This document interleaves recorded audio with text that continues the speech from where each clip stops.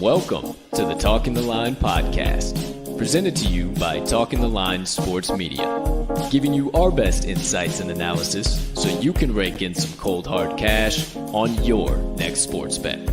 Now sit on back, open up your mind, and let's cash some tickets. We can't thank you enough for joining us.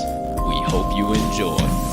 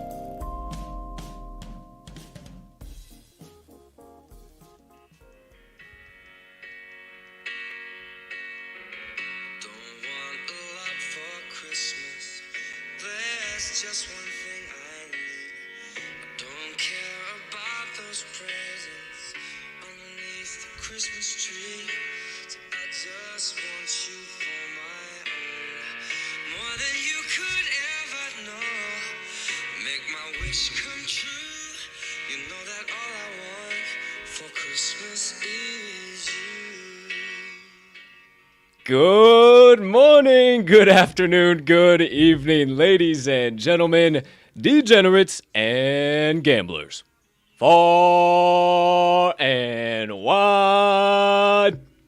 Welcome in to the TTL Cruise Christmas Spectacular, episode number 189 of the Talking the Line podcast. As you can see, happy Festivus to all you Seinfeld fans out there. I'm feeling quite in the holiday spirit. Even got out my Gucci Christmas tie bedazzled 5000. Had to go to the luxury store to pick it up this morning. I'm so glad you asked. Now, we have an absolutely loaded show on tap today. We have an absolutely wild show on tap today. A break from the normal, if you will. But before we get into all of that, please take a few moments to smash that subscribe button on whatever platform you are currently ingesting the TTL pod on.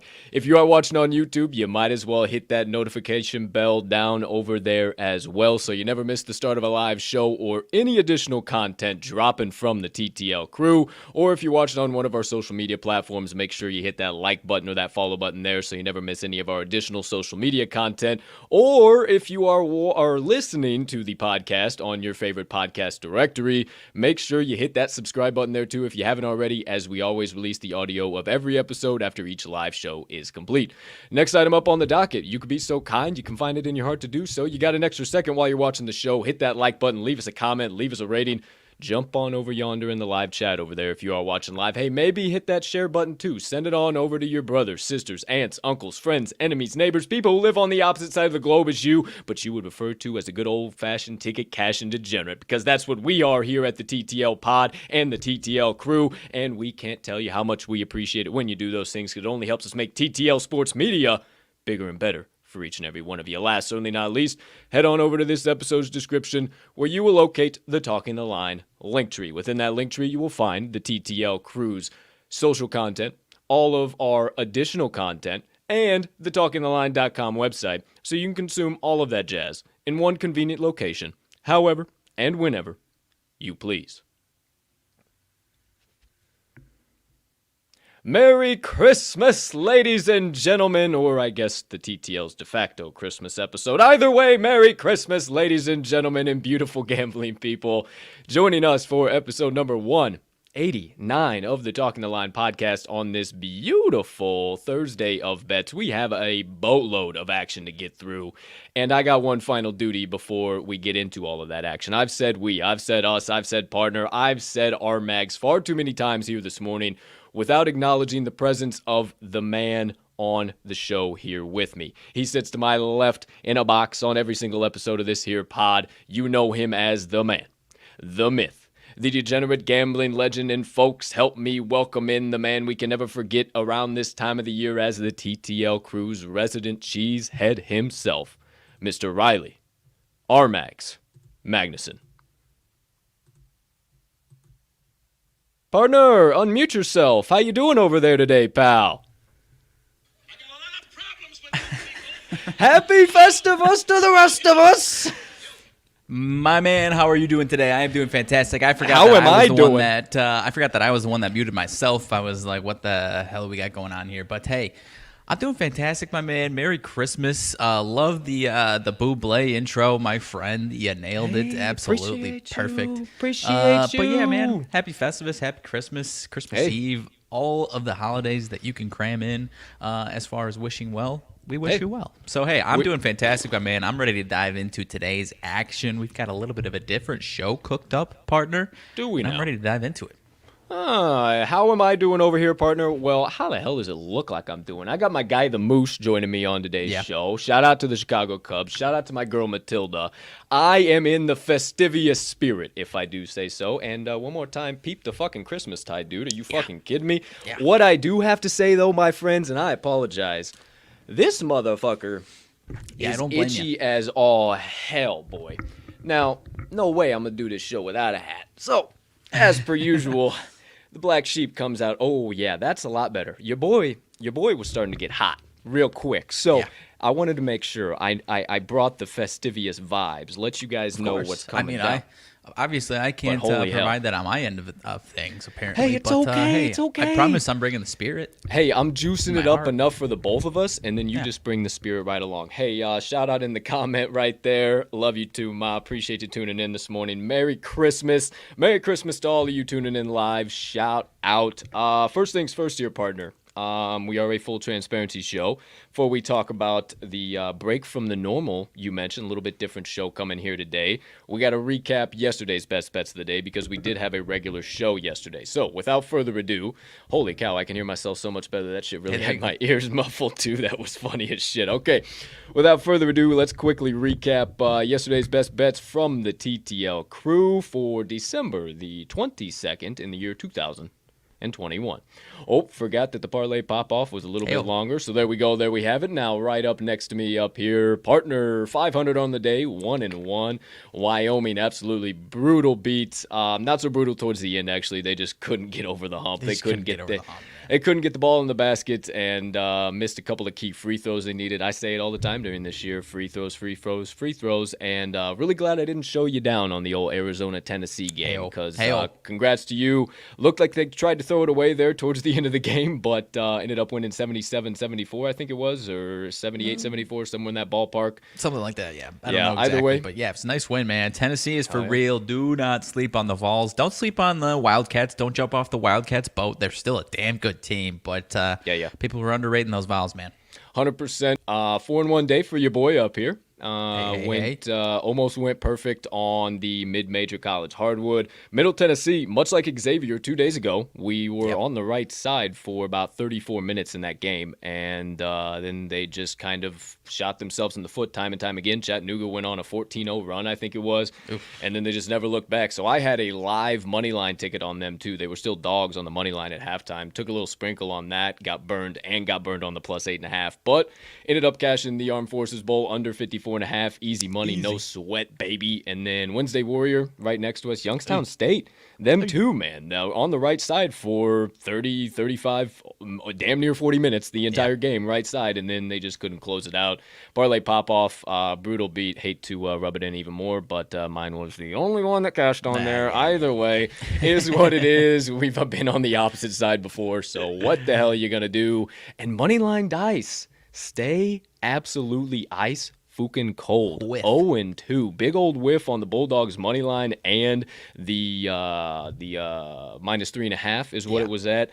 We talked about it, man. I kind of liked ETSU, but we ended up not doing it. We ended up just letting the dice speak for us. So maybe they do need to go on a little bit of a hiatus here today. Maybe they need Christmas vacation more Christmas than we break, do. Yeah, hey, maybe. How about that? Who am I? Who do I? What do I know? What am I to say? But maybe we get along here in the show a little bit, and we decide that they need a little Christmas hiatus. So, speaking of the show here today, we got something kind of wild coming at you guys today. Something that, I don't know, partner. I've never seen anybody else in the industry do something like this before. Have you?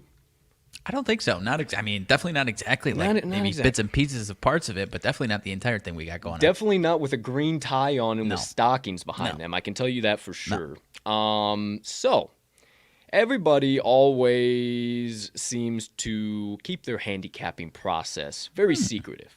It's very, what shall I say, cliche to let others know what you do, and without, I guess that's kind of the word for it. It's just not. People don't want to do it. I don't know why. I don't understand. And like the Wizard of Oz behind the curtain. And you pull back the curtain. And it's just a little dude there. Right, just a little fella, with a big old head and a little magnifying glass. There you go. Well, we're not trying to say we got little fellas behind our brains or anything, but what we are trying to say is that we would like to peel back the curtain, metaphorically, and kind of give you guys a sneak peek preview into the mind of Colt TTL Sports, RMags TTL Sports, and how we handicap and find the value across the daily boards, daily slates every single day. So basically what we plan on doing today, I will throw up the banner, the ticker every single time we switch, but we'll go college basketball, college football, and then NFL, and then we'll also talk Christmas NBA. We'll go game at a time kind of style, like we do Cup of Joe on campus. But what we'll do is we'll straight handicap the game. So we talked about these a little bit, but not really hardly at all. So we'll give you money and bet percentage splits. We'll give you early movement. We're going to dive into Ken Palm. We're going to dive into covers. We're going to dive into trends. So this is going to be... It's going to be kind of trial by fire, but I don't really think it's going to be that much fire. I think it's going to be a lot of fun. I think it's going to give you guys an opportunity to kind of see how we delve out some of this value, especially with the first game up on tap that we'll be talking about here today, especially from your low mid-major king. I'm all over the map with this one, boys. But the way I see it, worst case scenario, we're moving a little slow for the first half, and maybe we got to speed it up a little bit the second half. That's kind of the worst case scenario, which I don't think it's that big of a deal anyways. So. I don't either, because I think this first half deserves plenty of time to provide. I mean, really, we're giving you guys value you're not going to find anywhere else. So, without further ado, we'll still have the second half of the show. We'll still have probably Mag's Sidebar. We'll talk a little nonsense. We'll obviously still have my motivation minutes. Outside of that, one more time, December the 23rd, 2021, the de facto Christmas Spectacular edition of the TTL Pod is about to be live in prime time, ready to rock and roll with the first segment of the day. Partner, before we get right into it, anything else from your side of the screen? Oh, no. Thought you were leading into something else. But, nothing going on, dude. I don't see any crazy breaking news this morning. Nothing crazy going on. I'm ready to dive in, dude. Well, I was leading into something else as well. Lift your mugs, please, to me, to you over there, and to all you beautiful people sipping the black elixir of the gods, tuning in live on this gorgeous Thursday of bets, the Christmas Spectacular edition from the TTL crew. Take your sip, and I'll be right back. Had to get a little peppermint in my coffee this morning, dude. Ooh, ooh, ooh. Some peppermint. Oh, baby. Wowza. Okay. All right.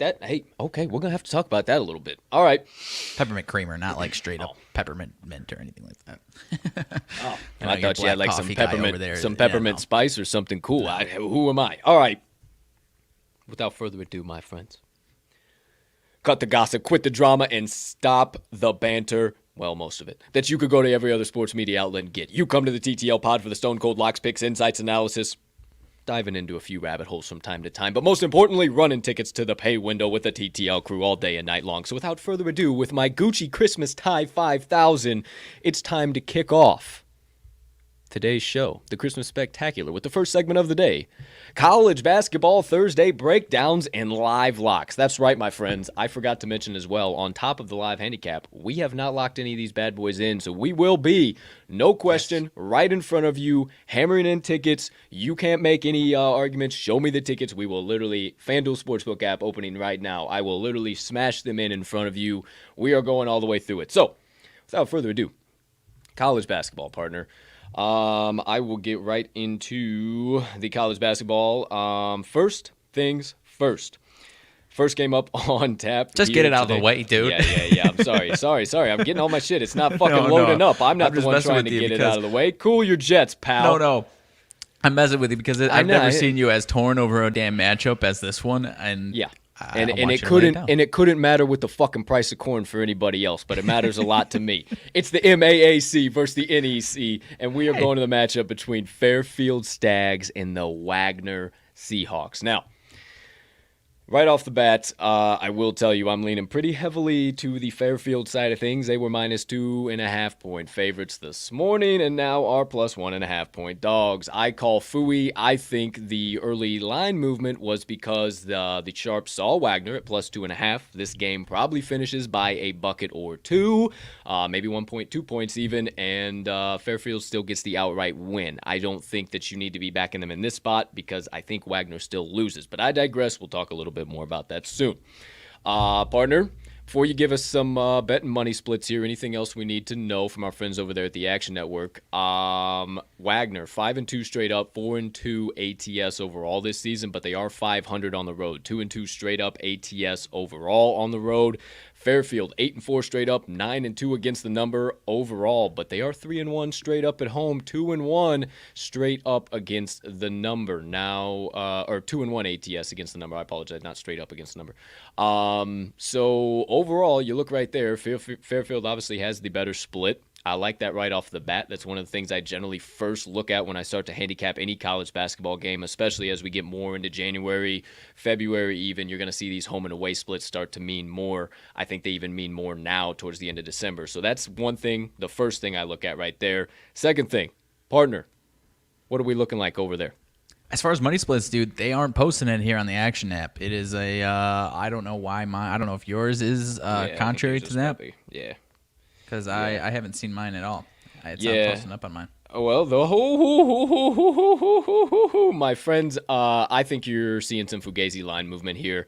So this was just a second ago, 69% of bets and 60% of money when I just saw it. I just updated it, and they've taken it away. So I don't think they know what they're doing, what the hell's going on over there. In my humble opinion, I think that what's going on here is a classic case of sharp or expert money, whatever it is coming in, seeing Wagner versus Fairfield. Wagner absolutely destroys Fairfield the last couple times I've seen them. Wagner's been great. Nah, I don't know about that. You're looking a little bit too recent into a COVID year last year where Fairfield wasn't good at all and Wagner was really, really good. It's complete flip-flop this year, and I think that's why you're seeing it. And I'm still leaning at the plus 1.5 for Fairfield, but we'll talk about it here. Third thing we go to after that. If we don't see any money splits or anything like that, we typically go to OddsShark, but there is no split for this game. There is no computer projection for this game, so we typically go to OddsShark there. They're really top-notch with how they have their computer picks out. But Next thing I would typically do is go to covers and just take a high-level look. Offense, defense, what's going on? Okay, pretty similar fucking offenses. Looks like Fairfield actually huge advantage in the 3-ball, 35.1% to 30% for Wagner. Wagner's defense looks like it's a little bit better, but I don't think overall that it's going to hurt us. So then, bang, right off the bat, where do we go, partner? Ken Palm. Ken Palm all day long. So I know this isn't your domain, so I'll keep it moving. I'll keep it moving. No. I'm really interested. Like, I personally wouldn't make a pick out of this because it's not quite in my realm, but I'm at least like interested in figuring out because this is a 3-point movement, and to add kind of what you were saying at that plus 2.5 or the minus 2.5, maybe that wouldn't have been the spot to back him at, because I think what happened, and this is just total speculation, I feel like someone dropped a bag on Wagner, Plus moved a little bit, and then everyone else is like, oh, what's going on there? What's going on there? What's going on there? Money. We fucked up. And it could be totally wrong, but I don't think so. Like, I kind of think maybe that minus 2.5 would have been the wrong spot, but now 3-point difference here, plus 1.5, where you're saying it might finish bucket or 2. Now you might have some value on that plus 1.5 for Fairfield. 100%. That's what I'm thinking. So check it out. First thing I look at, I go to Ken Palm and I go, all right, straight up AOE, ADE. That's our adjusted offensive efficiency, adjusted defensive efficiency if you don't watch the show on a regular basis. So Wagner, 154 in AOE, 122 in ADE. Straight up Fairfield worse, 140 in AOE, 197 in ADE. You say, shit, maybe this line movement is worth it. My eyes immediately snap down to the effective field goal percent from there, because sometimes that adjusted efficiency doesn't tell the whole story. Fairfield is 59th in effective field goal percentage, 146th in opponent effective field goal percentage. Wagner, 131st in effective field goal percentage, 86th in opponent effective field goal percentage. So Wagner's been decent at defending opponents from getting the ball in the basket, but they haven't been very well at scoring themselves. So Fairfield has been scoring left, right, and center. They haven't scored under 70 but one game this entire year. They're a team that took Providence down to the wire and only lost to them by 7 in kind of a box score game. They kept that game close as all hell. This is not the same Fairfield team from last year. And I look at another things. I talk about this all the time on the show, my friends, the regular show. Offensive and defensive rebounding. It means so much. Fairfield, 97th on the offensive glass, 71st on the defensive glass. Wagner, 66th offensively, 44th defensively. So, I mean, this is going to be a battle and a half, but I think Fairfield still has enough to knock down, drag it out. And if anybody's going to be turning over, like I always say, I think it's going to be Wagner. They're 303rd on the offensive side of the ball in turnover percent. Fairfield is 52nd. So just a little something to think about. Fairfield is a lot better at shooting. I think that 3-ball really allows them to keep this game in their favor. 153rd from beyond the arc for Fairfield, 265th for Wagner. So just little things like that, man. And then I think one of the last things that I really like here is the continuity of the team. They've just been playing so damn good. 5th in the nation for Fairfield, and Wagner 127th in the nation. So continuity, you're saying? Yeah. And those are just those are kind of the key things I bounce through right there, and that you'll kind of see us bounce through that today. But man, I really like Fairfield here. It does not make any sense. The flip to plus 1.5 is really what did it for me. Oh, final last thing that I look at before I tell you, because I'm pretty fucking sold what I'm hammering in here. So final last things that I tell you. What I think is getting everybody drawn over and what actually drew them over originally was it's completely flipped because the line flipped. Oh my gosh, Max. So I don't even have to fucking say what I was about to say anymore because they're fucking terrible. Oh, they're great. Yep, I've made up my mind. Not to say, okay, this is the last thing I go to. Reason why this is the last thing I go to, the trends. I always say them at the end of the show, right? You don't believe me, you don't believe my dumbass opinions. That's how I formulate all of my opinions. I go through all of that. I go through covers. I go through Ken Palm. I go through the stats. Bang, bang, bang. Okay, yeah, I'm starting to, okay, I like them. They can keep up in this game. It's going to be tight. It's going to be tight for sure. So then I go to the trends. I was like, all right, am I totally thinking in left field here, or is there something, a method to my madness? And Wagner, 3-7 ATS last 10 Thursday games, 2-5 ATS last 7 following an ATS win. So big letdown spot. They just played Delaware State and Immaculata Mighty Max, I think. Before that, didn't even have a spread. Action Network failed to even put that on on their list of previous games. So that's funny to me too. That all of a sudden this is a big movement and you have to take this side. They're also 2-5 ATS last 7 as a road favorite. So not good as a road favorite whatsoever. That's one I really like. I think honestly, and you're gonna like this one even more, the Stags 23-11 ATS last 34 as a home underdog. So I think this flip and what we're seeing is exactly big money came in on Wagner at plus 2.5, but now the more valuable side is the Stags getting a 1.5 at home. They've only lost one game and at home, and it's not even anything you really need to worry about. They're also 8-2 ATS last 10 as a dog, 7-1 ATS last 8 following an ATS loss. They did have an absolutely brutal beat in their last game. It was against UMass. They had to take them to OT. Lost as 2-point dog, 77-73. That's only a 2-point missed cover if you ask me, and I think they're going to be out for blood coming back on their home hardwood. Yeah. UMass has been sick as hell. So that's kind of what I'm thinking. Stags haven't been great on Thursday, but that's just kind of one of those. I'm gonna be honest with you guys. That's one you just kind of toss in. Who the fuck knows what somebody's gonna do? Yeah. Fridays and Mondays really matter a lot. I was gonna say sometimes Tuesdays, Thursdays, depending on the team. Yeah, I mean, Wednesday, Tuesday, Wednesday, Thursday for me, it's kind of okay, whatever. Yeah. Wednesday matters sometimes for me though. Like depending on like where the location is, what are we doing, what's actually happening in this game, because midweek blues are a real fucking thing for college basketball. So for college basketball, my favorite ones of those where I actually like, okay, maybe there's something there is Saturdays and Sundays, man. Because I don't know about you growing up on sports. Sometimes you just had, and this is a weird, maybe you'll laugh at me for saying this. Not you necessarily. I know you won't laugh at me. I'm saying just a random person watching this might laugh at me. As far as like, you've been on those teams where just sometimes you wake up in the morning on Saturday and your team just doesn't give a shit. It's a Saturday morning. Maybe not doesn't give a shit, but doesn't come out with that same fire that you do when you're going throughout the entire day getting juiced up for that nighttime game.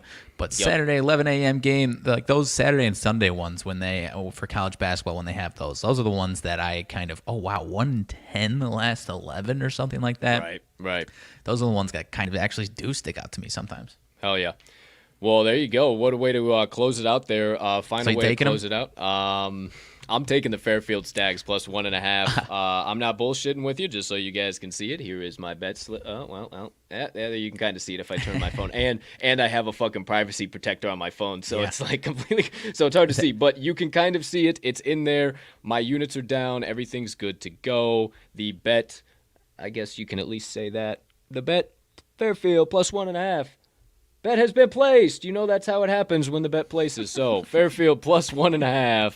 We got a unit down on Fairfield plus 1.5. I really like them here today. So there you go. There you have it. I'm glad that's how we talked through there at the beginning too. I really think Wagner was valuable at plus 2.5, but I think this is a classic case of a valuable dog has now flipped to a favorite, and the value's just not there. We don't talk about middling too often, and this past week when there's been some more college basketball day games, I've been kind of like trying to see where certain spots might be valuable for that, and I think obviously it's way too late now. I would have loved to have the chance to go Wagner plus 2.5 and Fairfield plus 1.5 now, because if you go outside of that, then you're almost essentially just breaking even. But if you can get it inside, which that would have been a tough one, like a 2 to 1 point swing. Obviously that would have been a tough one, but you know what I'm trying to say. Where if you could get it in that little middle spot, that's when you're making some nice payout. Hell yeah, and a spot like that right now would be something as far along the lines of like Fairfield winning by 2 points, right? If you guys don't know what he means by middling, it would be taking both sides and kind of basically hedging your bets, but also cashing both bets at the same time. Because trying and landing right in exactly what happened. Exactly what happens is exactly what we're talking about on the show right now. So. Next ones won't be so windy. We basically just gave you everything just impossible. I can't make any promises. We always tell you to take the over. It is the Christmas Spectacular Edition. So here we go. Next matchup on tap, my friends. It is the Liberty Flames against the Stanford Cardinal. If you follow me on Twitter, you know I got a Liberty Flames. Let's see. I got it in my bet slip right now. Plus 1,000 to win the Hawaiian Airlines Diamond Head Classic ticket out right now. They are actually plus 650. Dead last now to win the Diamond Head Classic. So I'm not buying it. I think that's bullshit. It's just because they are quote unquote the worst team left, but they showed me a lot yesterday. They shot over 55% or at least over 50% from beyond the arc yesterday. I absolutely love them in this spot plus 2.5. That is what the line is. That's what the line is right now. And then total at 128 has dropped down from 129. So I'm leaning heavy towards the Liberty side of things. Not getting the juice, minus 105. Partner, where's the money? Where's the bets? What's going on over there on your side of things? I am also leaning with you on Liberty Flames. I we'll definitely go through it, but I'm pretty confident in saying that I'm probably going to be hammering Liberty. I was not impressed with what I saw, even in a win yesterday in Stanford and a losing bet for me in Wyoming. Wyoming just didn't look like they had the legs on their shots, honestly, and we can talk about that because Wyoming's playing again today. But as far as bets and money splits, Stanford getting 58% of bets and 55% of money, man. It looks like to me, and I guess you could say it's kind of a similar spot as what Stanford had yesterday as far as that type of splits. But it does look like people are buying into just the bigger name at Stanford. And I agree with you, man. I really like Liberty right now. And with the extra 2 points, I think it's going to be another close game that kind of like both of these teams played yesterday. Worst case scenario, I think Liberty loses by a bucket, but I really like those extra 2 points, man. Me too, my man. I'm agreeing with you. I don't think we need to go through all too much. Liberty honestly has the better defense, to tell you the truth. Pretty similar offenses. Liberty just a tad bit better, and it is that 3-ball, dude. I talked about it. It was my best bet of the day yesterday. They shoot 36.6% now on the season, 32.6% from Stanford. Stanford was airballing threes. They were getting lucky, fucking hitting 4 sides of the net, hitting the backboard and going in. I mean, there's just so much luck you can only have. And another thing, go ahead. Did you have something? They've got some size. That's like the clearest advantage that they have over certain teams. Sure. But yeah, I mean, I'm not worried about that. Wyoming was just airballing wide open threes, man, and I don't think we see that again today. Yeah, so going right into it, Liberty 139th in offensive efficiency, 114th in defensive per KenPom. Obviously, Stanford's going to be better. 94th AOE, 81st ADE. Boys, what are you talking about? You think this is going to be close? Let's have our eyes snap down one more time to that effective field goal percentage. Stanford, 157th offensively, 255th defensively per KenPom. Ooh, Liberty, 54th in offensive effective field goal percentage, 75th in opponent effective field goal percentage, almost 200 spots better on the defensive side of the ball and over 100 spots better offensively. I absolutely love it. Also, turnovers. Liberty, 176th offensively, 134th defensively. Stanford, 292nd offensively and 274th defensively per KenPom. It means a lot in these games like this, especially in these tight games, +2 spreads, -2 spreads, whatever, in a tournament game on a neutral floor. Things like that matter. Partner, what you got? So as far as kind of breaking down that effective field goal percentage split, man, that's like weighted field goal percentage, the value of 3-pointers, 2-pointers. If Stanford was a better point shooting team, I'd be concerned because Liberty defensively 115th 3-point field goal percentage allowed, where Stanford's only 227th offensively, but Liberty 18th is what I'm seeing in the country as far as just straight up field goal percentage. And so if you're giving me a team that's not going to beat them from behind the arc and they can defend it inside, inside the 3-point arc, that's what's jumping out to me right now, man. Yeah, 18th inside. That's fun. And also 15th, or just overall, but essentially that's inside. Exactly. Yeah. Well, also, but 15th. Everybody knew what we were saying. Yeah. Sorry. 15th. They're also 15th in the nation in points allowed per game, 56.8. So I think that looms large as well. So I don't think there's a whole lot more we need to say. I could break down the 3-point percentages, the 2-point percentages. That even weighs more into it. I think Liberty is going to shoot the fucking lights out on Stanford here today. Wyoming just could not get the ball in the basket. But you don't believe me. You don't believe my partner's eyes. You don't believe our thoughts. Just believe the trends, as I always say. Flames are 4-1 ATS last 5 games overall. They're also 4-1 ATS last 5 following a straight-up win. So not a letdown spot here for Liberty. The Cardinal, 3-7-1 ATS last 11 following a straight-up win. Looks to be a setup spot for them, letdown spot for them. Keep our Liberty ticket moving. Cardinals 2-5 ATS last 7 neutral site games as a favorite, 1-8 ATS their last 9 games as a favorite overall, and 1-4 ATS last 5 following an ATS win. So big letdown spot here, it seems like, for the Stanford Cardinal, especially after coming in whooping Wyoming, who Wyoming matched up a lot better than Liberty. And oh boy, this was at 2.5. Now it's down to 2. Throwing alarms off in my head here today, my friend. I once again have Liberty in the bet slip, and Liberty has been placed a unit on, and we are ready to rock. Oh, I'm not even in the fucking shot. I thought it was in the shot. We are ready to rock and roll. Liberty +2 has been locked in by your boy. Same with me. Got him locked in. I actually got him at 2.5 over at a different competing book over there. Oh, really?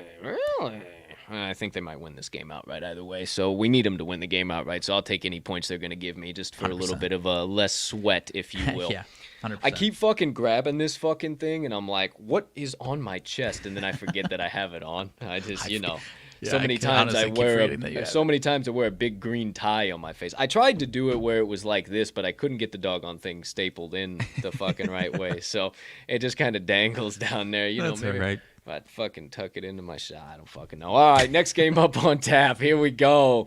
Next one up is the matchup between I guess they're kind of all at the same time here, huh? The 5:30 ones, so it doesn't really matter. We'll go UNI Wyoming because it's the first one they got up there. I actually am really interested to talk about this one first. Yep. UNI Wyoming on FanDuel right now. Wyoming -2.5, getting the juice -118, 154 on the money line right now as well. Yes, me. I'm leaning hard to Wyoming. They are 9-2 overall, 6-3-1 against the number, 4-6 for the Panthers of Northern Iowa, 2-7 against the number. They ain't worth a shit. We saw it yesterday against Liberty. Your Wyoming boys fucking laid an egg for us yesterday. We got the Yones to go back, or how's that money looking over there, partner? Partner, I am thinking about fading the boys here, the Cowboys. 95% of bets, 93% of money, which I do believe has been, I guess it's been climbing, actually. It has been climbing a tiny bit from 1.5. It opened at 1.5. Partner, I'm interested in both UNI plus the 2.5, and I'm interested in the under in this game here tonight, dude. The way they didn't have legs on their 3-point shots last night. Now you're coming in on a back-to-back. I think they're going to have more slow, tough shooting night again, dude. I'm not saying they're going to be airballing all night, but I can buy into the under. I know you don't want to. You're not I think you're more skeptical about UNI, I would imagine. Yeah, fuck UNI, dude. Okay. No way am I getting in the boat with fucking UNI. But I will fucking. Actually, I really like the under. The under right now is only getting about 20% of bets and about 80% of money. So not really like generating that same monetary liability. I think you're in the right space. I'm trying to look these guys up right now. Northern Iowa, so I can tell you guys some shit about them here on KenPom. Fill in the blanks here, partner. While you're looking for it, as far as the total, opened up at 137, teetered up a little bit, and has now since dropped to 135, 130, 134.5. I am undoubtedly locking in that under. A little skeptical on UNI, but I think I'm locking in both on this one, man. Yeah, I don't really need any action. Fuck me. I wasn't gonna have this much action today, but we got action, boys. Man. So fuck. I like that under. I don't really need the 2.5. I do think it is a setup, but I really don't. I'm not that crazy about it. I do really, really, really like that under 134.5 though. With that money and bet split on it right now. To tell you guys 150% what it actually is, it's about 27% of bets, 82% actual money wagered on the under right now. I like that as the sharp side for sure. One thing that I think looms large also on top of you saying the legs kind of being out of the shots for the Cowboys, and that's what I really thought it came down to yesterday. Tempo, my friend. Wyoming, 323rd in tempo. Northern Iowa, 212th. It's going to be a slow, grinded out, low-paced, holy shit type of game. Northern Iowa cleans up the glass. They actually were able to clean up the glass yesterday, even though we got the win. I think it's going to be a back-and-forth battle, honestly. And I think first one to, 60 wins, and I don't know if these guys even get to 60 on both sides of it. Anything else from you for a couple key trends or anything else there, my man? No, I think the only thing we didn't really mention, and this is also not something that is something we're super reliant on, but a little bit of a nudge over the edge as far as also in the trends. Odd Sharks projections, it's got Northern Iowa edging this one out 68.5 to 67.8, so just barely, but taking care of that plus 2.5, and that would put that just barely, right over, right all over that total. Or never, right on top of the total. I don't really like that because that would put it over 134.5, right. And we're talking about an under. So we probably don't want to mention 68 to 67, or actually it's more than 68 and more than 67. I still like the under. I'm with the I under love it. 150%. I love it a lot, actually. A couple of key things here. The Cowboys, there's not many like over trends, but they are kind of an over team, I guess. But there's like no under trends for them. The Panthers under Central 4-0 is the under their last 4 Thursday games. 11-1 their last 12 following an ATS loss. 10-1 their last 11 following a straight up loss. 12-3 their last 15 neutral site games as an underdog, and 15-7 their last 22 overall.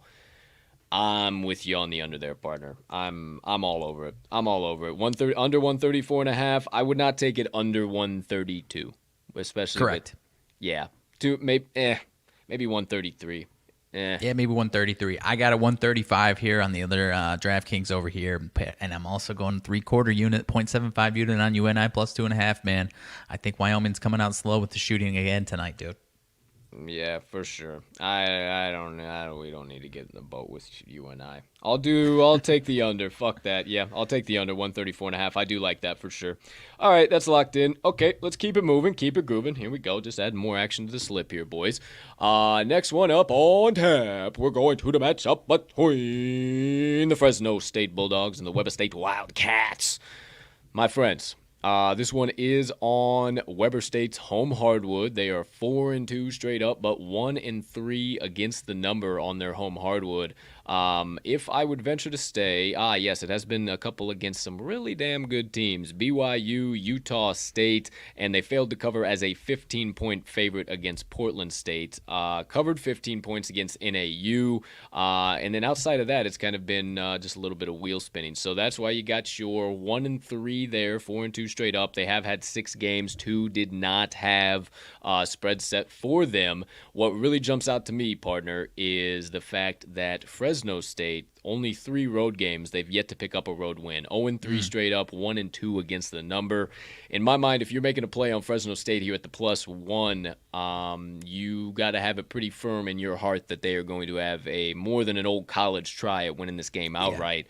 Yeah. And even though Weber State has had some struggles, that was against BYU, that was against Utah State. They were in those games for a while. It was kind of like the Xavier moments, the Middle Tennessee moment we had yesterday. I am leaning towards Weber State. What do you got as far as money and bet percentages here to kick things off? As far as that is concerned, Fresno getting 40% of bets, but 81% of money. So big money coming in on Fresno. So big money coming in on Fresno, huh? Is that just on the spread or is that on the money line? That is on the spread. All I see as far as the money line is concerned, they don't give bet percentage. It says 95% of money on Weber. Yeah, I'm really interested in Weber here. Just kind of looking right off the bat. Let's see here. Fresno State, Weber State. Right off the bat, Fresno State obviously has a lot better defense, but Weber State's offense is a lot more high-powered. We'll have to look a little bit deeper into the KenPom here to see. Partner, anything right off the top of the dome that you see jumping out off of you or jumping off the screen at you? I mean, as far as there's obviously more to dive into as far as what you're talking about as far as KenPom. But just on a surface level, when I see a big split as far as Fresno being ranked 87th overall on KenPom to Weber State's 123, that at least trips my trigger. Like, okay, they think Fresno's quite a bit better team. But then you have to dive into, obviously, does the matchup make sense for Fresno? They're only a point at home, right? So first place that we're looking is that defense really legit for Fresno State. Yeah, it looks like it is. 58th ADE, 64th in opponent effective field goal percentage.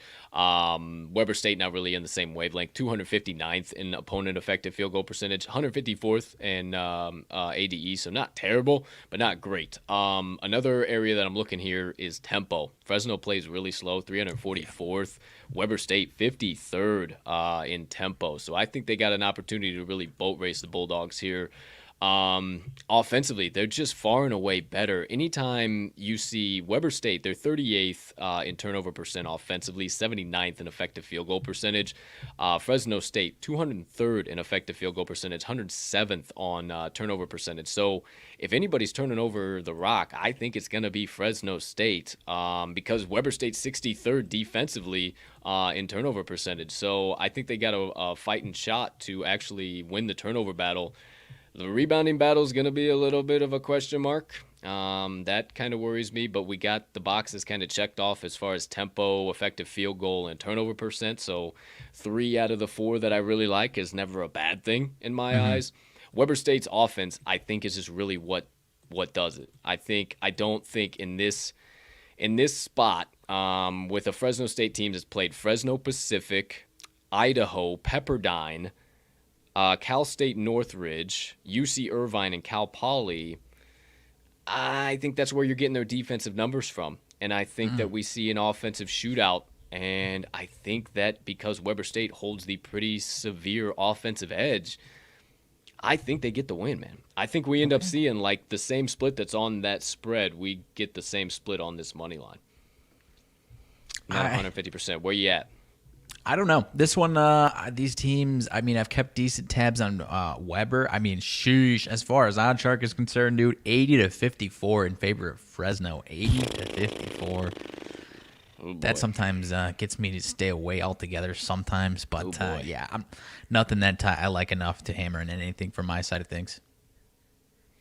Yeah, I'm kind of feel like as I'm talking about it, I'm forcing myself into a play there, trying to make a money line. Because, well, the one thing that, as far as selling the case for Weber State, the one thing that I totally agree with, that honestly I was starting to get interested in Fresno, but then you mentioned as far as that strength of schedule, like, and KenPom totally outlines that as far as Fresno being real low, like 253, I think it looks like, as far as strength of schedule compared to Weber State's 158, I do believe, or 227. So, yeah, I'm staying away from this one altogether. Yeah, I think so too. I think you're on the right spot there, so we will cross them off. All right, next one up on tap of the 5:30 slate. The next game we're going to break down is the Butler Bulldogs against the St. John's Red Storm. Now, the St. John's Red Storm have tend to be overvalued at home, but without looking at anything, I am leaning towards the Red Storm laying the 5.5.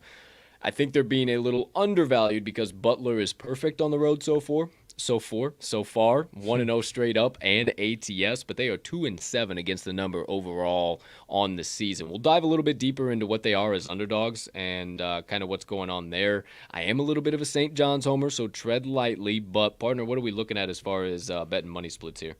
Again, I'm not seeing any of that on my screen here. Okay. Yeah, I don't see anything either. I'm torn on this one, man. I still don't know what Butler's just been extremely inconsistent. I mean, they'll show up on certain nights. I mean, if you catch them on a night where you think they're going to show up, you should take their money line, honestly, in my opinion. Yeah. But they could also, I mean, we talked about it this past Saturday against Purdue. It was a plus 15.5 spread. Obviously, it's a totally different scenario, but that might be a spot on line, or St. John or Butler might show up and lay an egg and get smoked by 30. And what they do, they get smoked by 30. So I don't know, man, because historically, it's either St. John's takes care of business or Butler takes care of business. I think if you're backing Butler, you got to consider money line, in my opinion. Yeah, I guess you could say that. They've kind of gone back and forth, rotated who's won the game, who's covered, who's won, who's covered. St. John's 3-2 ATS last 5 meetings between these two teams. Butler just won the last matchup, and they did cover, but it was in Butler, in Indiana, I guess, and did go to overtime. So they only won 76-73. Wild game. Man, I don't trust Butler. Let's see here. Their road splits. They're perfect, but who did they play? Oklahoma. Oh, that was that overtime game. We said, damn, why is Oklahoma? Actually, no, we didn't say it in that one. They were 11.5-point dogs, so I think that's what everybody's seeing. Whoa, they beat that Oklahoma team. Holy shit. St. John's hasn't been doing that good. And they've gotten smoked by 2 on 2 neutral floors, but to Houston and Purdue, 2 of the best. That's not really anything I care to deduct as far as this matchup with St. John's, right?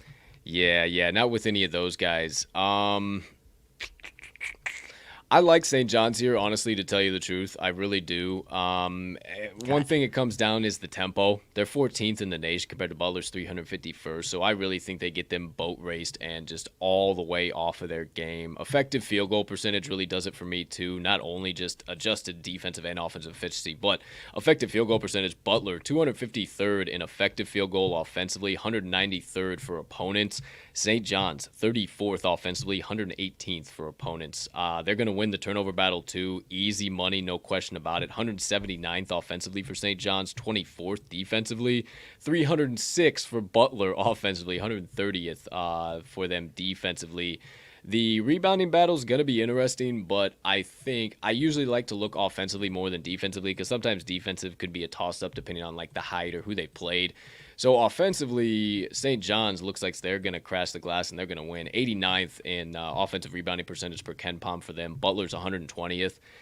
I like St. John's to win the rebounding battle. The Butler is, 143rd in the nation in height. St. John's 115th, so they are a little bit bigger. So, yeah, I like them to win the rebounding battle. I really think they're going to win that turnover battle.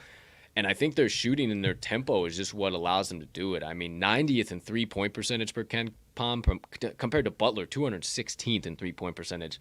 I don't know, man. Things are lining up for me here to want to take St. John's on the spread. What are you feeling? There might be some COVID issues with this one, partner, as far as a key player, which makes me really curious as to why St. John's is still favored. Julian Champagne is sidelined. He's been out, though. Has he? He's been out. Okay. He didn't play on Monday. He's been out. Leads the team in points and rebounds and minutes played. But, I mean, I don't know. Yeah, he didn't play on Sunday, but, I mean, they also still have why can't I think of his doggone name? Goodness gracious, I'm totally blanking right now. They also have had that time off without Seton against Seton Hall because they were supposed to have that. That game got canceled. I'm trying to think who else can if we got any contributors. 'Cause, man, I really like this game. I'd love to get involved. Posh Alexander. He's not doing too bad right now. Adeusu's doing pretty decent as well. Soriano's picking up. Yeah, Champagne didn't play. He might have. Yeah, he had one turnover. He played for like 30 seconds and had a fucking turnover. Okay, so he didn't play in that loss to Pitt, it looks like, right? No, he didn't play in that loss to Pitt. No. And it was only a 2-point loss, which is interesting. But if they don't have him laying the 5.5, that's just a lot of points. It's a lot I'm out of on points. this one. Yeah. I'm trying to talk myself into it, but the Red Storm have sucked as home favorites lately, and the Bulldogs have sucked as away underdogs lately. So I don't trust either team. I don't trust either team either. Too much of a homer. Actually, my 2021 betting year in review, one of my favorite teams to bet on was the St. John's Red Storm. Nice. So either way, there you go. There you have it. I'm not going to be a homer. I'm going to stay away from it. It comes out of the bet slip. Thanks. This is nice, partner. This is good stuff here. We're giving away fucking good key critical information, and we're talking ourselves off the ledge instead of diving into unneeded fucking action. So, next game up on tap, partner. I'm really interested in getting involved here. We've talked about this in multiple different ways. George Mason going up against Wisconsin. Game is in Wisconsin. The Badgers are 24th in the nation right now. Laying 11.5 at home. Numbers ticked up a little bit. Badgers 5-1 straight up, 3-3, 500 against the number though. George Mason 2-1 straight up, 2-1 against the number. If you don't watch Cup of Joe on campus, which I highly suggest you do, presented by the TTL crew every Saturday morning, 8:30 a.m. Central Standard Time, but not this week. That's why we're doing a Christmas spectacular. Who knows how long this will go? I gave out George Mason +2 against the Georgia Bulldogs, and they absolutely thumped them boys. I'm not saying that Wisconsin is the Georgia Bulldogs in any form or fashion, but I think they can keep this within 11.5. That's where I'm leaning right off the top of the dome. Partner, bet to money splits, if you could be so kind, good sir. I'm also interested in this one as well. 77% of bets on Wisconsin, 97% of money. So that line movement kind of honoring that big split, but only by a point. And I'm still seeing 10.5 in a certain spot there as well. Okay.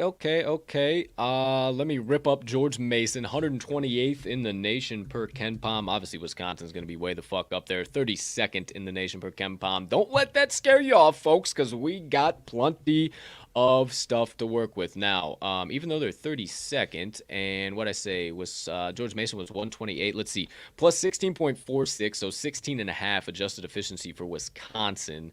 And for George Mason, who is, one more time, 128th, got to remember what I'm doing, plus 6, we'll say plus 3.7. So, essentially there you're pretty much getting your 12 points if you're looking just purely based off of efficiency margin. So sometimes I look at that and I don't know if that's how books make lines or not sometimes, or they move it or whatever, but I don't think Ken Palm's adjusted efficiency margin is the only thing they look at by far.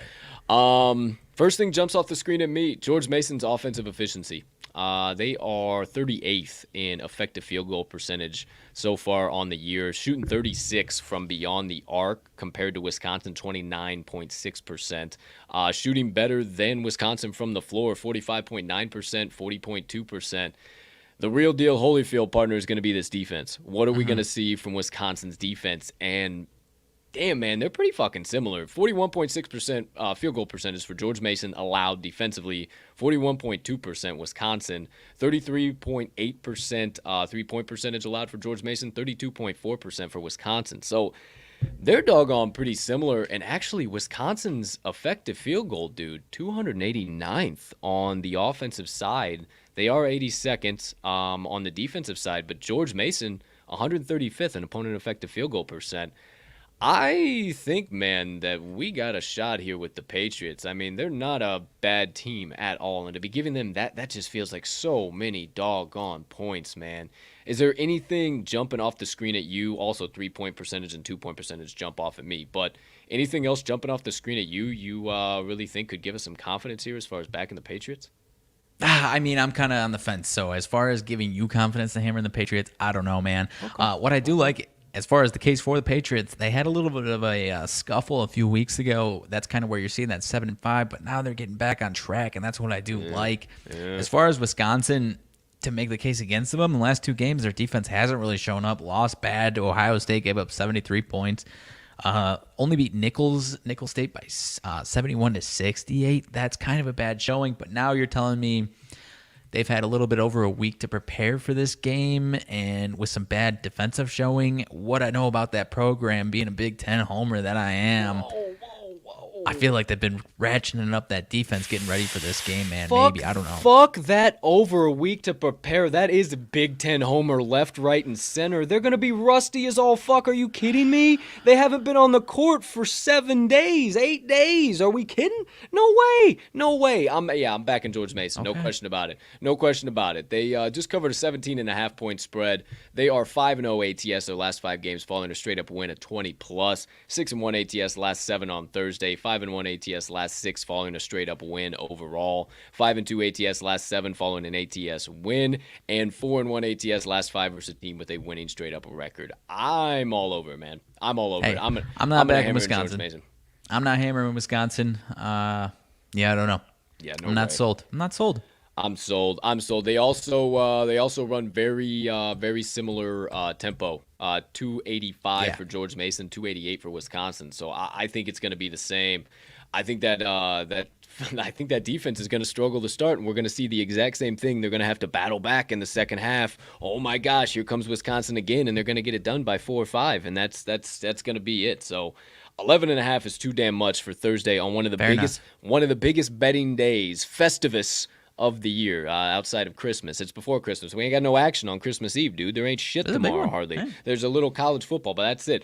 You're telling me the average bettor is going to see Wisconsin minus 11.5 and not run to that? You're out of your mind. Nobody knows who George Mason is. We do. They've cashed tickets for us, partner. Come on, I'm telling you, what's going on here? Get in the boat. Let's gash the ticket at the window.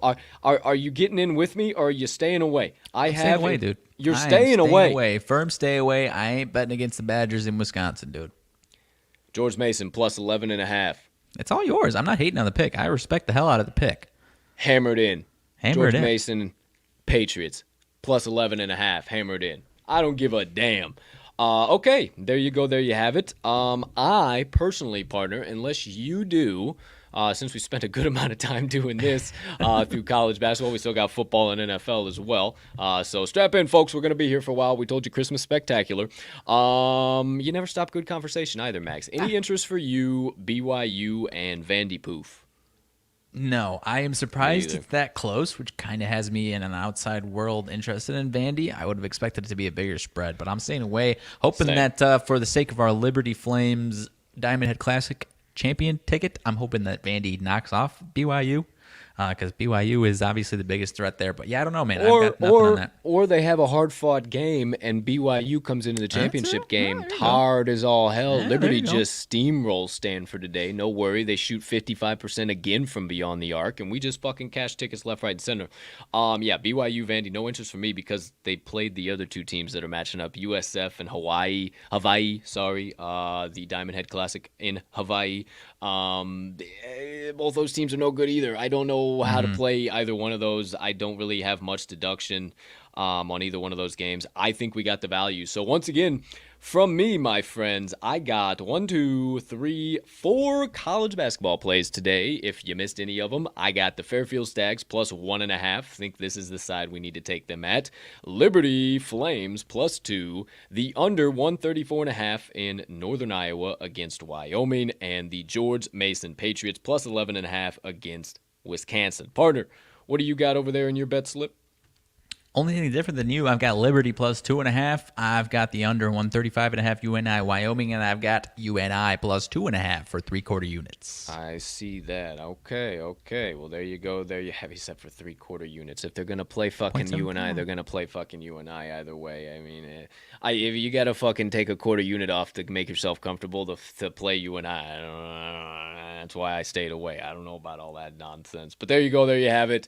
RMags best bets, my best bets. We'll get them all to the pay window with any luck here today. But I like what we did there. There you go. There you have it. Let's keep it moving. College football? Most definitely. All right. Without further ado, my friends, let me get myself set up over here. How about get set here? College football Thursday, live locks in the Christmas weekend bowl breakdowns, my friends. You see it now in the ticker. Okay. I know I got one play for sure today, dude. No question about it. Don't need these up anymore, so we can take those away. All right, first matchup of the day, which it just doesn't. At least one. Okay, I'm confused, partner. Help me figure out why Steak and Shake isn't involved in this one either. They aren't gonna fucking. They aren't going to sponsor the Tropical Smoothie Cafe Frisco Bowl, and then they're not gonna fucking sponsor the Frisco Football Classic. Who in Steak and Shake's marketing department is just absolutely sleeping at the wheel here? I don't understand whatsoever. I understand this is Frisco, hey, Texas. 2 opportunities, the same place. I understand this is Frisco, Texas, but come on, what are we doing? It's the same spot. I didn't realize it was the same spot. Same stadium, yeah. Oh, for crying out loud! Whoever jagged this one up in Steak and Shake's marketing department, call me, bruh. Call me. We'll get something done next. But bro, who the hell is Ryan? Who's Ryan? I don't know. It doesn't even say it on covers. That's I don't think covers knows right who there, Ryan. dude. Some tobacco Southwest Middle Eastern Riley Bowl. The Riley by Bowl. Riley. Presented by Riley. All right, here we go. First game up on tap today kicks off just before 3 p.m. Central Time. North Texas, the Mean Green, going against the Miami, Ohio Red Hawks. Red Hawks, the de facto favorite and de facto home team, laying 2.5 points here. Number has dropped down from 3.5. Partner, there ain't much I really need to say here. Fuck the Mac and Bulls so far, dude. They can't cover a fucking king-size bed if they were a doggone XL king-size blanket. There ain't no way in the world they are covering this game. There ain't no way in the world they're winning the game outright. I don't have the yones to back it on the money line in case of any funny business, but the Mac can't cover nothing. We'll talk through it here a little bit, but what are your first initial thoughts on this one? Similar as you, my man. 1-3 to the spread so far is the MAC, and it was the one that covered was that 6-point loss, still a 6-point loss with NIU against Coastal Carolina, which I think that line was just totally wrong. So I got similar opinions as you, my man. I believe you followed the UNT a little bit this season. Yeah. Miami, Ohio. I don't really see them being the favorite in this one. I don't understand that.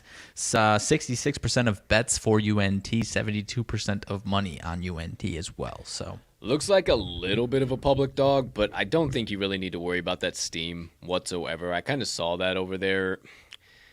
UNT's just been so damn good. Both teams are 6-6, but UNT's been cover machines and Miami, Ohio hasn't. UNT 9-3 against the number this year. Miami, Ohio 5-7 against the number overall. So that's one thing sticks out at me.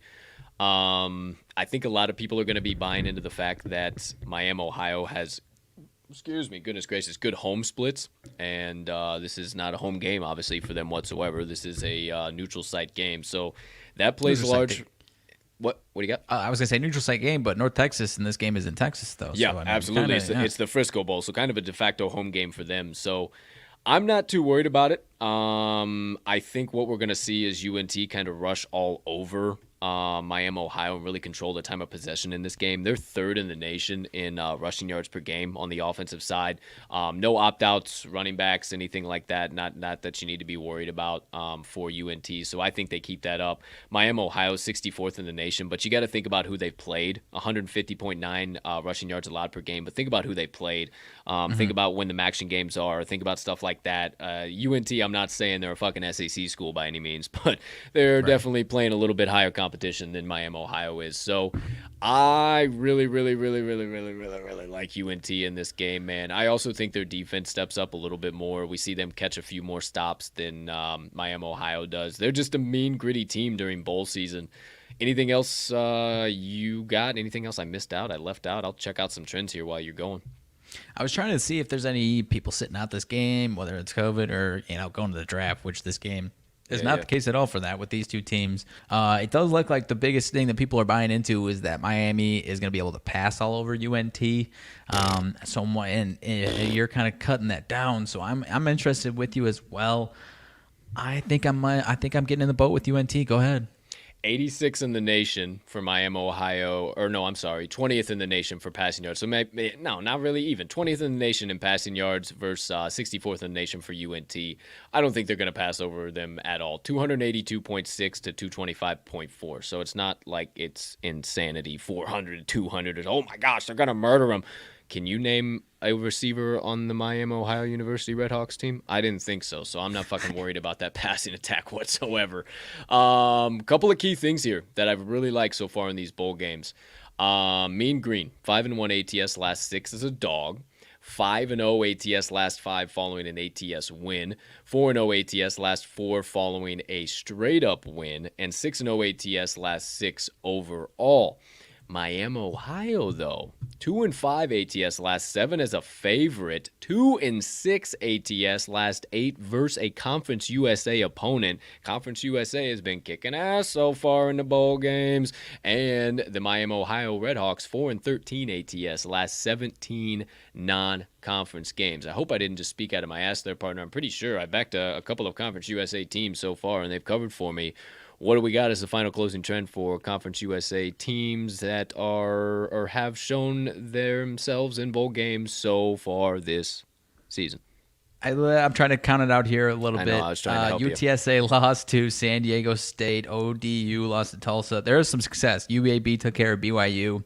Western Kentucky took care of App State. Middle Tennessee took care of Toledo. So it's kind of 50-50. Either 3-3 or 3-4. UAB BYU is kind of how I see this game. Kind of similar to that. Okay. That's kind of how I see. I see UAB as UNT and then Miami, Ohio as BYU. So I'm in the boat, man. I don't think we do have the one case of Middle Tennessee CUSA team taking care of the MAC team in Toledo, though. So that is one maybe a little deduction there. Let's go, partner. And Middle Tennessee was 10.5-point dogs. I mean, that was totally wrong line as far as the matchup there is concerned. MAC football against Conference USA? Are you kidding me? The MAC is going to win 100 times out of 100.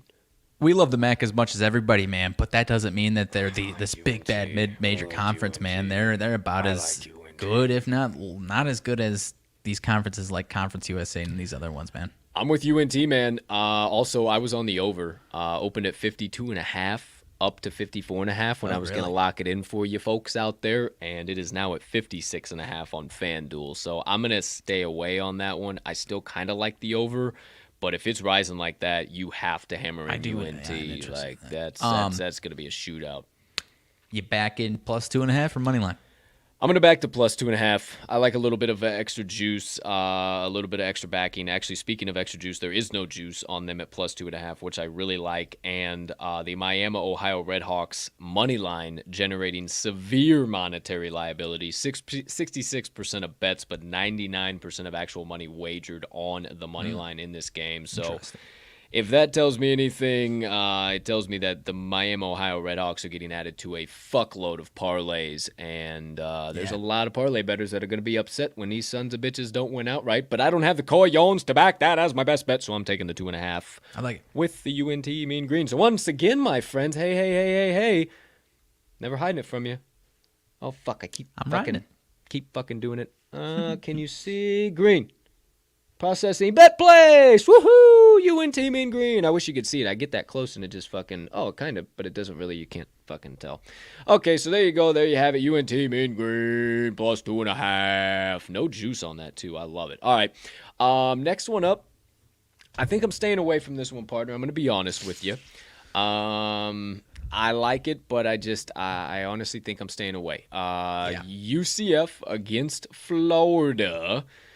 Florida, the Gators, laying a touchdown, 7 points. It is a neutral site game. Once again, the Union Home Mortgage Gasparilla Bowl. Everybody and their dogs, speaking of underdogs, seem to like the underdogs. UCF getting the +7, and it has turned into one of the nastiest, stinkiest, smelliest public underdogs I've ever seen in all of my days. People giving it out at best bets, multiple people giving it out at best bets I've already seen so far today. I will not be doing that, my friends. No. What are we looking at for bet and money percent splits on their partner?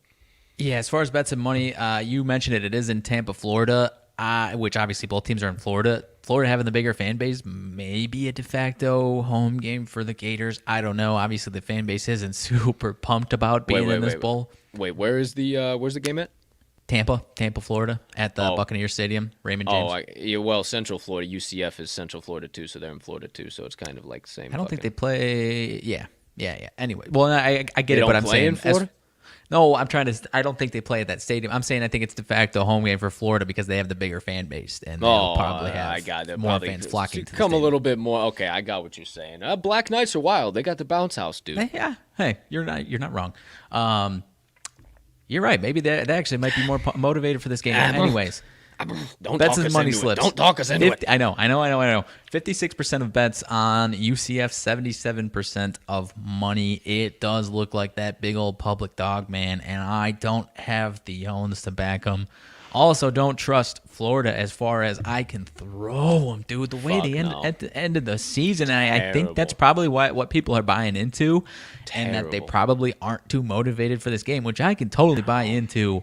But like you said, with how many people are flaunting all this UCF action today, man, it does look like that big old public dog that's going to bite people in the ass. But Florida, 2-3, 2-3 straight up, 0-5 ATS down the damn stretch. And the two wins, man. One of them was that Samford win, which is 70-52. 11-11, make a wish. Okay. Got it. Okay. Hope you guys did too. Keep going. Sorry, didn't mean to cut you off. 11-11. Oh, good cut off. Those two wins, man. Samford 70-52. That was a black mark on their damn season. Losing at halftime to Samford, allowing 52 to an FCS school. I don't care that they are 70, man. And they beat FSU, who's also a steam and dumpster fire the last few seasons themselves. A 24-21 win. Failed to cover 3.5, man. No chance I'm backing either team in this game. Gun to my head, if I had to make a play, I think it would be the under, partner. Oh, fuck. Why'd you have to say that? Because, I'm saying either if I'm going anywhere, I might go to the under. Over right now, getting 63% of bets, 67% of money. I don't want it, though. I don't want it either. It's too much of a coin flip. There's trends left, right, and center for both these fucking teams. They'll go over 1 week, under the next week. Partner, friends, most importantly, friends. What we're trying to tell you here, stay the fuck away. Don't get involved. Don't get involved with this one. Enjoy UNT, a nice, easy, sweat-free cash, and, well, probably won't be sweat-free. It's going to be a sweaty, fun game to watch, but I don't know. UCF and Florida, I think Florida pulls it out of their ass on the last one. Maybe this finishes at a touchdown and it pushes. Who knows? Yeah, maybe. I don't see any way Florida comes into this game hyped at all, but no thank you. Nah. I don't want them. Okay, next one up on tap, partner. The Memphis Tigers going up against the Hawaii Rainbow Warriors in the Easy Post Hawaii Bowl. Oh, it is in Hawaii, huh? It is in Hawaii. I'm not sure what I feel about this. Rainbow Warriors, I don't know, are not the best bowl team in the world. Not the shiniest bowl in the bowl season cabinet. But what I will say to you is, both teams fucking suck in this spot either way. So hey.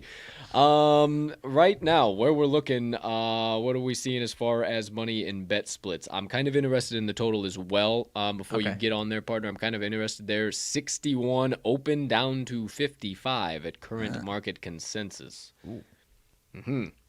Okay, as far as bets and money splits, the spread 73% of bets on Memphis, 84% of money on Memphis.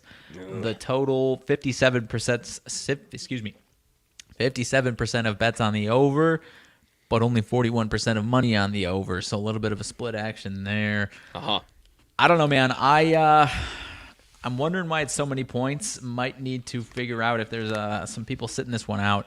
I love back in Hawaii. This one isn't at 11 p.m. Central Standard Time, which is typically my prime Hawaii Rainbow Warrior ticket cash and time. 7 p.m. Central Standard Time.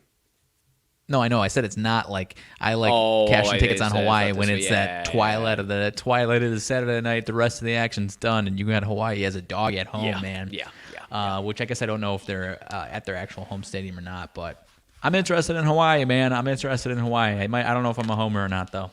I am too. I'm not going to lock them in this early. I don't think there's much value behind it to where you need to, but I do think there might be some value in locking in the under here early. Yeah. 56.5 right now on FanDuel Sportsbook, partner, down to 55 at market consensus, it looks like. Both teams have kind of gone back and forth. Memphis has been kind of an under team recently, and honestly, so is kind of Hawaii. I've been liking saying Hawaii, how the natives say it. Makes me feel kind of special inside. But 1, 2, 3, 4, 5, 6, 6 and 4 to the under in Hawaii's last 10 games, and 1, 2, 3, 4, 5, 6 and 4 to the under for Memphis their last 10. However, Memphis is 1, 2, 3, 4 and 2 in their last 6. Hawaii kind of a toss-up, back and forth overall. So both teams kind of under teams as far as like more in-depth trends. Under 5-1 Tigers last 6 Friday games, 5-1 last 6 in December, 4-1 last 5 non-conference games, 6-2 last 8 following a straight-up win, 9-4 last 13 on field turf. Hawaii 7-1, Rainbow Warriors last 8 following an ATS win. 5-1 is the under last 6 December games. 4-1 last 5 Friday games. 7-3 last 10 following a straight up win. I'm kind of interested in this under. It looks like the sharp side right now too. 43% of bets, 59% actual money wagered on the total. I really like this under, dude. Call me crazy, but I think I really like this doggone under. I don't think you're crazy, man, because I feel crazy that I like Hawaii so much, and I like both of them. I might be backing both the under and Hawaii in this spot, man. I don't know. Do you think we should? I kind of almost feel like I should lock that 56.5 in now before it fucking drops. I think the under for sure. I'm kind of interested in waiting to see 20. What's this? This is tomorrow, 7 p.m. I might do a little wait and see on that spread to see if it moves a little bit anywhere. But I think hammering in the under right now might be a decent play right now. Yeah, I really think so too, dude. Before it drops anymore, I'm gonna take What's the number under. on FanDuel? 56.5. Oh, 54.5 on DraftKings, man. Give me that extra 2 points. Yeah, I'm going to take the under 56.5. Full unit. I'm not worried about it. Bet slip, in the bet slip, green button. We're live. I like it. Yeah, that one I think you need to get hammered in for sure. Under 56.5, Memphis, Hawaii. I like that. I like that a lot. All right. Well, there you go. There you have it. Second college football bet of the day from me and partner. We're both lining up on it. Partner's going to wait on Hawaii plus the 8.5. I'm going to stay away in general, I do believe. Stay tuned to RMags picks just in case. Oh, yeah. Hey, we're not going to recap any of this shit. So I totally forgot about that. Yeah. So if you guys don't know, now you know how to find all of our picks on the Action app. I'm at cash_with_Colt. Riley is at RMags in all caps. All of this show's daily best bets are at Talking the Line.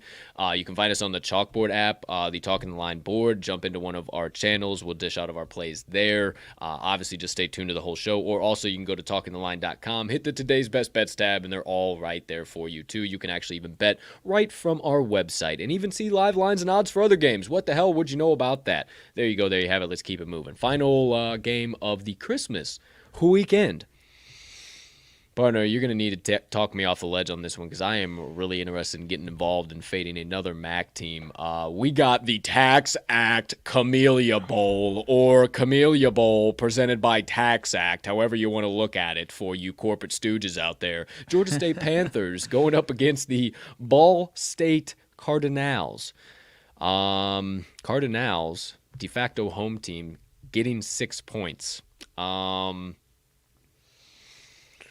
I ain't buying it. I kind of want to lay the 6. 5.5, I do believe it is. Last time I saw on 5.5, getting the juice minus 114. I'm interested in that 5.5. We'll talk through it. Where we at betting money percents here so far, kid?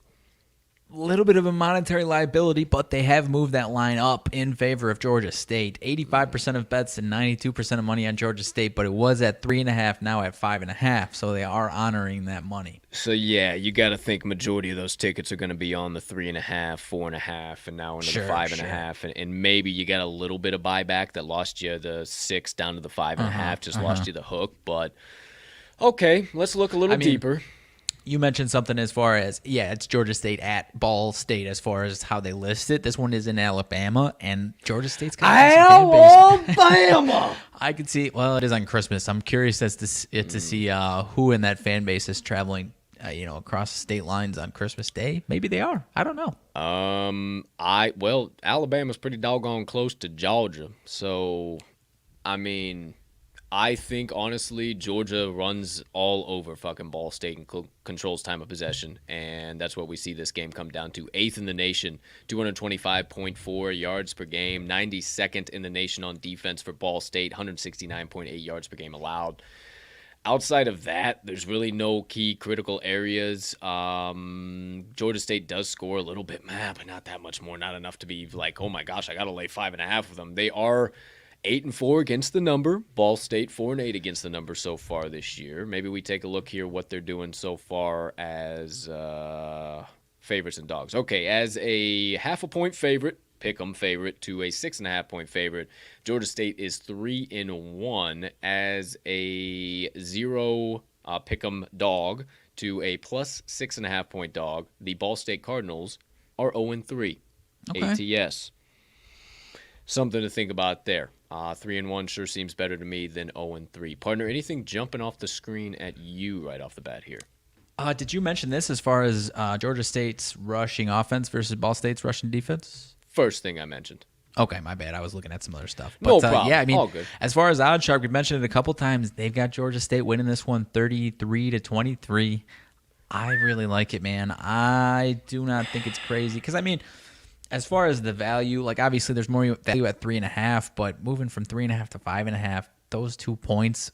I'm not worried about that. I don't think. I'm not too worried about it. If the bet's gonna lose, I think they win by a field goal. If the bet's gonna win, I think 3.5 and 5.5 both win. I think they win by at least a touchdown. Yeah, and there's no reason for you to pay the price at 225. I mean, there's just no reason to do that. No. And I think at the bare minimum they win by 6. It's still getting the juice. So if it wasn't getting the juice and getting all of that money in bets, I would have some serious pause. But I think it's Georgia another State's one also I'm playing hammering better right now, or at least finished off the season a lot better than Ball State. Yeah, I think it's another one I'm hammering in here, son. I'm hammering in with you. Yeah, I'm gonna go. I'm not going crazy on it, but I like it. Yeah. I think that's gonna be a half unit one for me. Yeah, same with me. Yeah, I'm gonna do a half unit play. All right, let me make sure you fucking see her, just like we have been doing. Oh shit, green button. Half unit play. There she is. There she goes. All right. That does it. College football. Thursday live locks, weekend live locks, Christmas weekend bowl breakdown. Yeehaw. There you go. There you have it. All right. Now we got probably, arguably, everyone's most favorite up next. Probably why everybody came around. We actually got one of their games on this slate here tonight. I'm pretty still set fast firm what we talked about pre-show, what side I'm leaning here. But, partner, you have no idea what I'm talking about. I absolutely love it. Oh, no, I got you. Okay, never mind. I was sorry. If I was making a face, I was looking at my eyebrows computer were trying to touching. get the right page up over here. All right, so there you go. There you have it. We're going to the NFL, my friends, and it is time for some NFL football live locks. We'll talk about some prop markets. There'll definitely be some prop markets open now. Yeah. We'll talk about sides, total, everything in between. And then we won't go super duper long for the NFL. We will dive into the entire NFL Week 16 slate, though, as well, and give you our best bets so far that we'll be locking in right now live on the show. Depending on how long this takes, we might stay away from NBA. I think it's worth it, man, because I mean, I would love to have some Christmas action, but with how many guys are going out, these games aren't exactly going to be for sure played on Christmas Day. I mean, I might have some leans as far as today, but I certainly am not hammering anything in. Like if let's say I hammer the Bucks against the Celtics and then Giannis is out and now all of a sudden I lost 6 points to CLV, man, miss me with that. Maybe I'll hammer something in on Christmas Day for those games. Yeah, maybe. I think it's best if we do stay away from them for sure, too. And I made a promise, and I've stuck to it. Since the NBA started, I have not gave out a play or made a single NBA play, and I said I wouldn't until at least after Christmas. And with everything that's happening now, I now said maybe until the new year, maybe a couple weeks into the new year. I don't know. But there you go. There you have it. We'll cut NBA out of today, so we got some time to talk Christmas, talk about some other nonsense. We can have some additional fun outside of bets. Not that fucking gambling and sitting on your couch isn't one of the best fucking things ever, but who am I? I mean, dude, whoever decided that gambling should be illegal is one of the craziest people on the planet. I mean, stuffing your face full of food with some fucking action on the tube with a little bit of action in the bet slip is one of the best fucking... I think it needs to be purely a Christmas pastime. Like, I think families need to start... A family that bets together stays together. You understand what I'm saying? Everybody sits around the old Christmas tree, hammering in a couple of plays, having a little bit of fun, sweating the fucking Frisco Bowl. I mean, it sounds terrific to me. Sounds terrific to me. Outside of that, let's dive into the NFL, my friend. Let's do it. Thursday night football. San Francisco 49ers. Tennessee Titans. Shout out to our man, BLV. Big Tennessee Titans fan. My man, I think you're going to be happy with me today because I will tell you I am leaning hard to the Tennessee Titans. Leaning hard. We got to talk about it as we have already on all of our plays so far today, but let's get into it.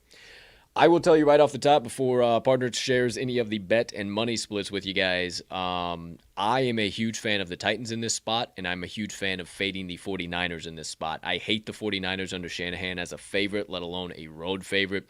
7-6 against the number as a road favorite, but even worse as a favorite overall. 14-22-1 against the number. Damn, my brain's working good today. I remembered all of that shit. Vrabel, holy cow, I couldn't believe it. Vrabel as a home dog, 7-5 ATS overall, and putting myself on the spot here. I said I was all the way good, all the way back. I can't remember what they are as a home dog, but while partner as a dog overall under him, but it is much better than the 14-22-1. They are about 6 or 7 games positive, I do believe.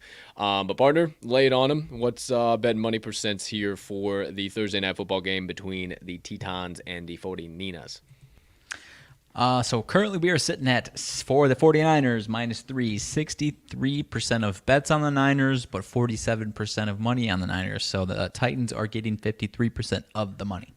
53% of the money. So it's a pretty doggone tight split as far as public and the parallelograms, rhombuses, and octagons. Shout out Sportsbook and SIG.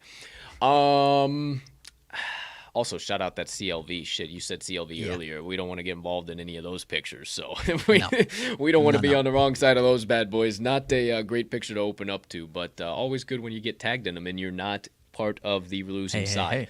Hey. Shout out Consig. We appreciate the hell out of you. I'm sure I'll talk to you before, but Merry Christmas if you are stopping by on the old Bird app. Let's see here. Dude, I honestly, okay, let me just give you my fucking rationale, okay? Go ahead.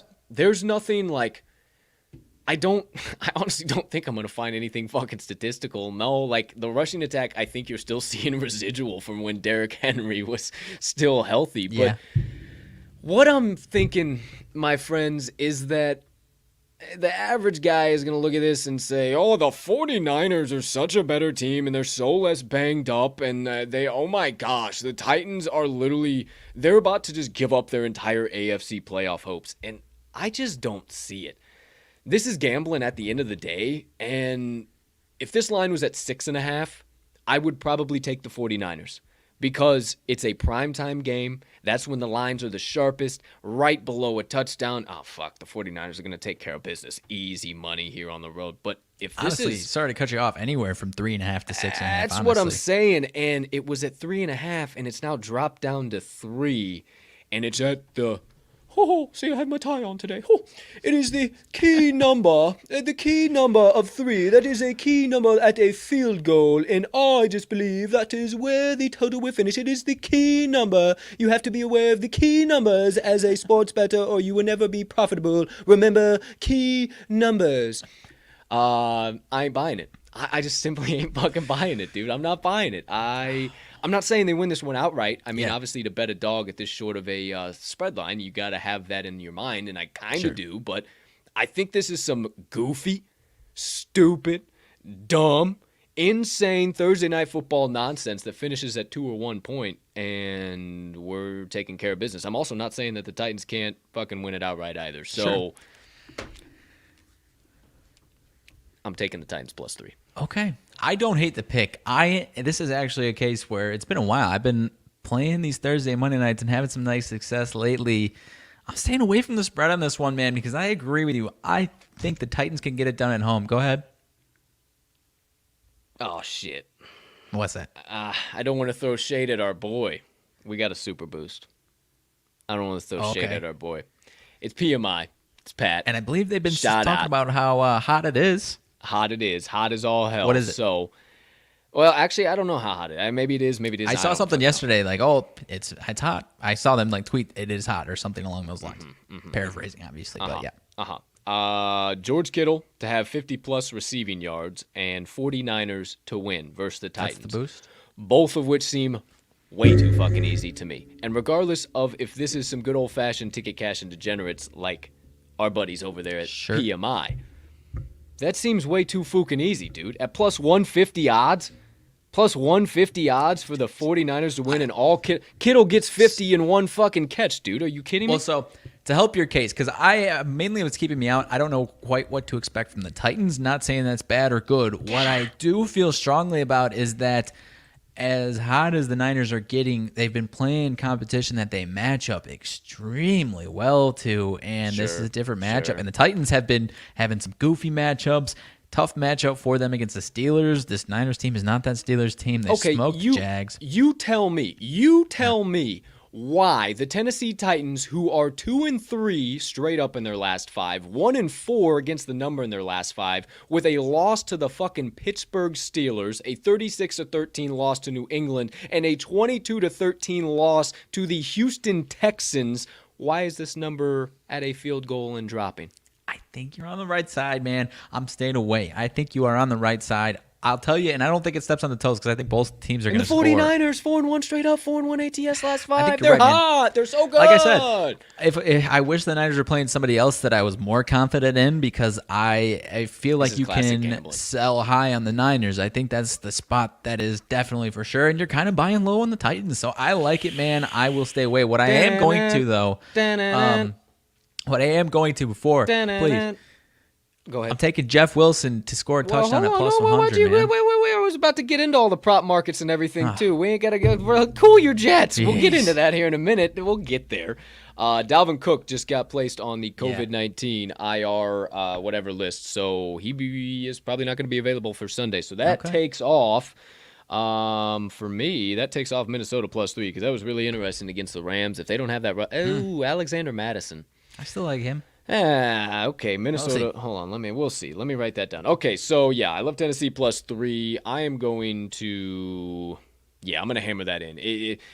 The reason why I'm hammering in it as well is because you can't get all the way in the boat with the 49ers, and there's nothing glaring that's saying the 49ers are just going to absolutely steamroll in this game. So it's gambling at the end of the day. And what really put the cherry on top of the cake for me is what I just said. 2-3 straight up, 1-4 ATS, going against 4-1 straight up, 4-1 ATS. Those are the basic stats that everybody and their brothers can look up now and thinks that they're a handicapper.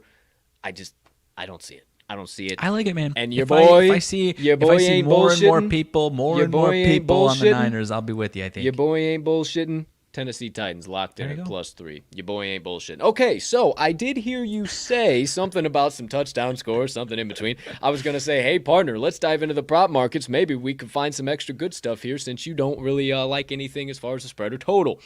I'm not going near the total either, 44.5. I think that is spot on. I actually think we have a 23-21 game here today. Okay. Call me crazy now. Feel free to quote me later, bitches. Always say it. Okay, so to the prop market. You said TD scores, partner. You said Mr. Jeffrey Wilson. Am I correct? Jeff Wilson Jr. Jeff Plus Wilson money on Jr., that bad boy. anytime touchdown scorer, +115 on the FanDuel Sportsbook. Give us some rationale. What do you got? No Elijah Mitchell tonight, my friends. The Niners are going to try and run the ball last week in a role that he is going to see much like this. 88% of offensive snaps, a huge season high compared to his previous high of 58%. Go ahead. A.J. Brown's back. I didn't know that. That's A.J. are you Brown's talking about? back. Like Okay. A.J. Brown's back for the Titans. I had no Okay, fucking idea. that is Like, he's good. been Yeah, out. That's huge. That's huge news. That is I huge. just Yeah, because I that just is saw huge. his odds. That's why. Okay. This is the first week he's back. I apologize. Yeah, Didn't yeah. mean to cut you in. No. Cut in there. Sorry. I was like, well, I'm talking about 49ers running backs. Yeah, I know. You're right. No, that is huge. I guess I didn't realize that either. Plus That three. is. I didn't realize he's back either. That's huge. good. That's huge. That is huge. Sorry, I apologize. Your No. analysis. I yield back. Turn off. No, you're good. That's fair. But yeah, 88% of snaps last week without Elijah Mitchell in the game last week. 58% of snaps, 59% of snaps was his previous season high. When he is in this full starring role, he had 21 carries, 110 yards, a rushing touchdown, 2 catches, 9 yards last week. So I think he's going to get some touches, man. I don't think it steps on the toes of your Titans +3. Jeff Wilson at some plus money with a big old starring role in the running back role for the Niners. I think that's got some serious value, man. I do too. And you know what else I think has some serious value? Ryan Tannehill to find the sacred side at plus boy. 350. Okay.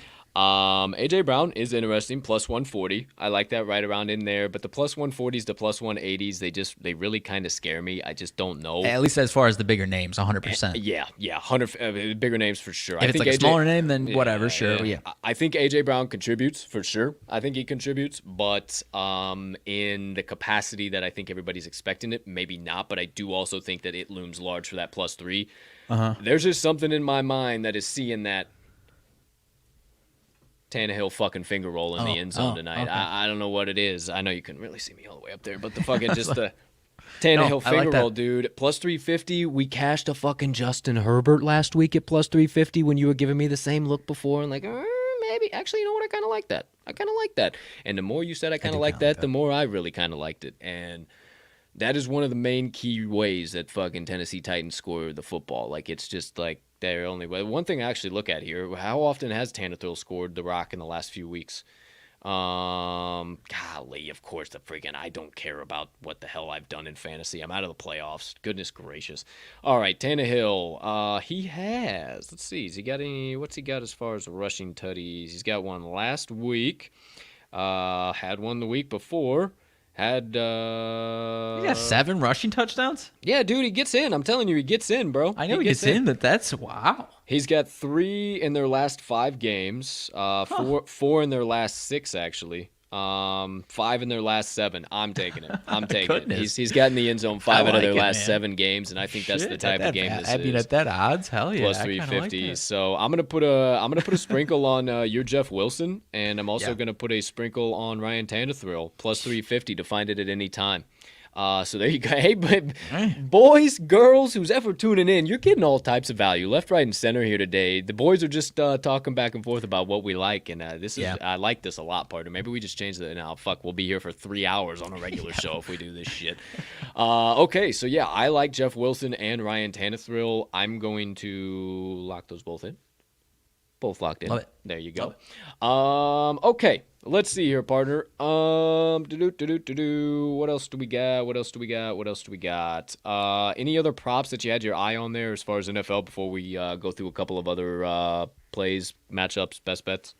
As far as tonight's game, I mean, that boost for George Kittle has me maybe staying away from any George Kittle action, individual props himself, man. I mean, which maybe that's a bad deduction. I don't know. Like if it was somebody doofy making the boost, I would say so. But like, it's the boys. It's the boys. Right. So it's just like I hate that, but I just if you watch the show, you know me and Mags' daily deduction of like, we fucking go to the boost markets first and see like, okay, who do they got boosted today? Who can we fade? And I mean, it works 99.99% of the time, but the boys are hot. I'm not trying to piss on their parade. Let me just get the +3.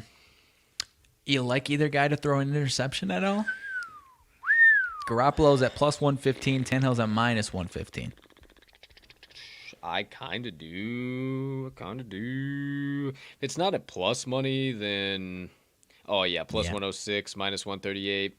Garoppolo I would be interested in because he's plus money, but not enough for me to get in. If it was like plus 140, I would say fuck yeah, because they're just way undervaluing that. But I think they're daring you to get in at that point. I think we have a pretty clean rushing type game here maybe. And we see the old Tannehill finger roll. And then a nice Jeff Wilson, whatever the shit he does. I have no idea. But there you go. There you have it.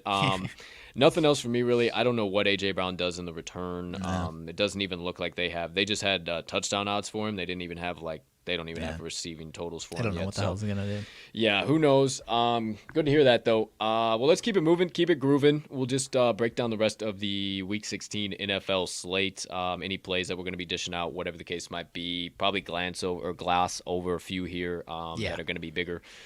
Partner, I'll give you the floor for a minute. I got no opinions on this one. I don't really give a damn here. I'm not interested in getting involved at all. I'm sure you're going to be creaming your jeans the whole time with the last few weeks of the season here and the opportunity to do what your dumb Packers do every year. Cleveland Browns against the Green Bay Packers of Lambeau Field. Live on the frozen tundra of Lambeau Field. The Green Bay Packers are laying 7 points at home. What say you? Looks like 7.5 right now. But 7.5, correct. So I am uber confident that the Packers take care of business on the straight-up win. I have no concerns at all as far as that. I probably, as I typically do, probably will hammer in that 7.5, but I don't know exactly what to expect. MVS, Marquez Valdez-Scantling on the COVID list. Not sure if he's going to be available. And for someone who isn't super tapped into the Packers, you say, whatever, not sure what that means. But he's a key part of... I'm not sure what that means. He's a key part of what they do on offense, man, whether that's him taking care of business or him opening up the floor for the rest of the offense, taking the top off of the defense. You don't say. And I don't know if the Cleveland Browns are going to try and do what the Ravens did as far as double and triple teaming Devontae Adams like the Ravens did, which allowed MVS to have a really nice day. So potentially without MVS, I've seen a lot of people interested in the under. I typically stay away from that. But I think the Packers might have some value as far as if you can find a right pairing for a nice little teaser as far as the Packers, whether that's Saturday or Sunday, my friend. Would you agree as far as that is concerned? Actually, I would agree in that. I like a good old key number of 7.5 right at a touchdown. The perfect teaser number.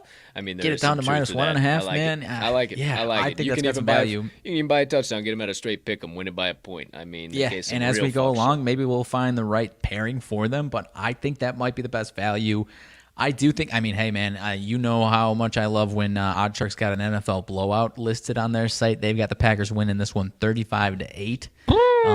Hello. Because that's the one thing that I feel really confident in is I don't know what to expect from the Browns defense as far as attempting to slow down the Packers offense. But I feel really confident that at home at Lambeau Field, where the Packers defense has shown out the most, I feel confident that I might even take Browns. I don't know exactly what the number is. I might be interested in a little Browns team total under. Ooh. Let me see what we got here. 18.5, man. I might be hammering that one in right now. Wow, that's low. That's a when trips my trigger.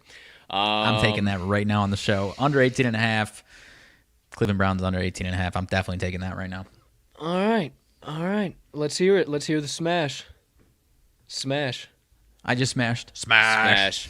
There you go. There you have Trying it. to put it in the other app, too. Cleveland Browns under 18. There you go. I like it. Partner, speaking of splits, what's going on, what's happening, everything in between, we got another game on Saturday. One that I'm really interested in, Indianapolis Colts and the Arizona Cardinals.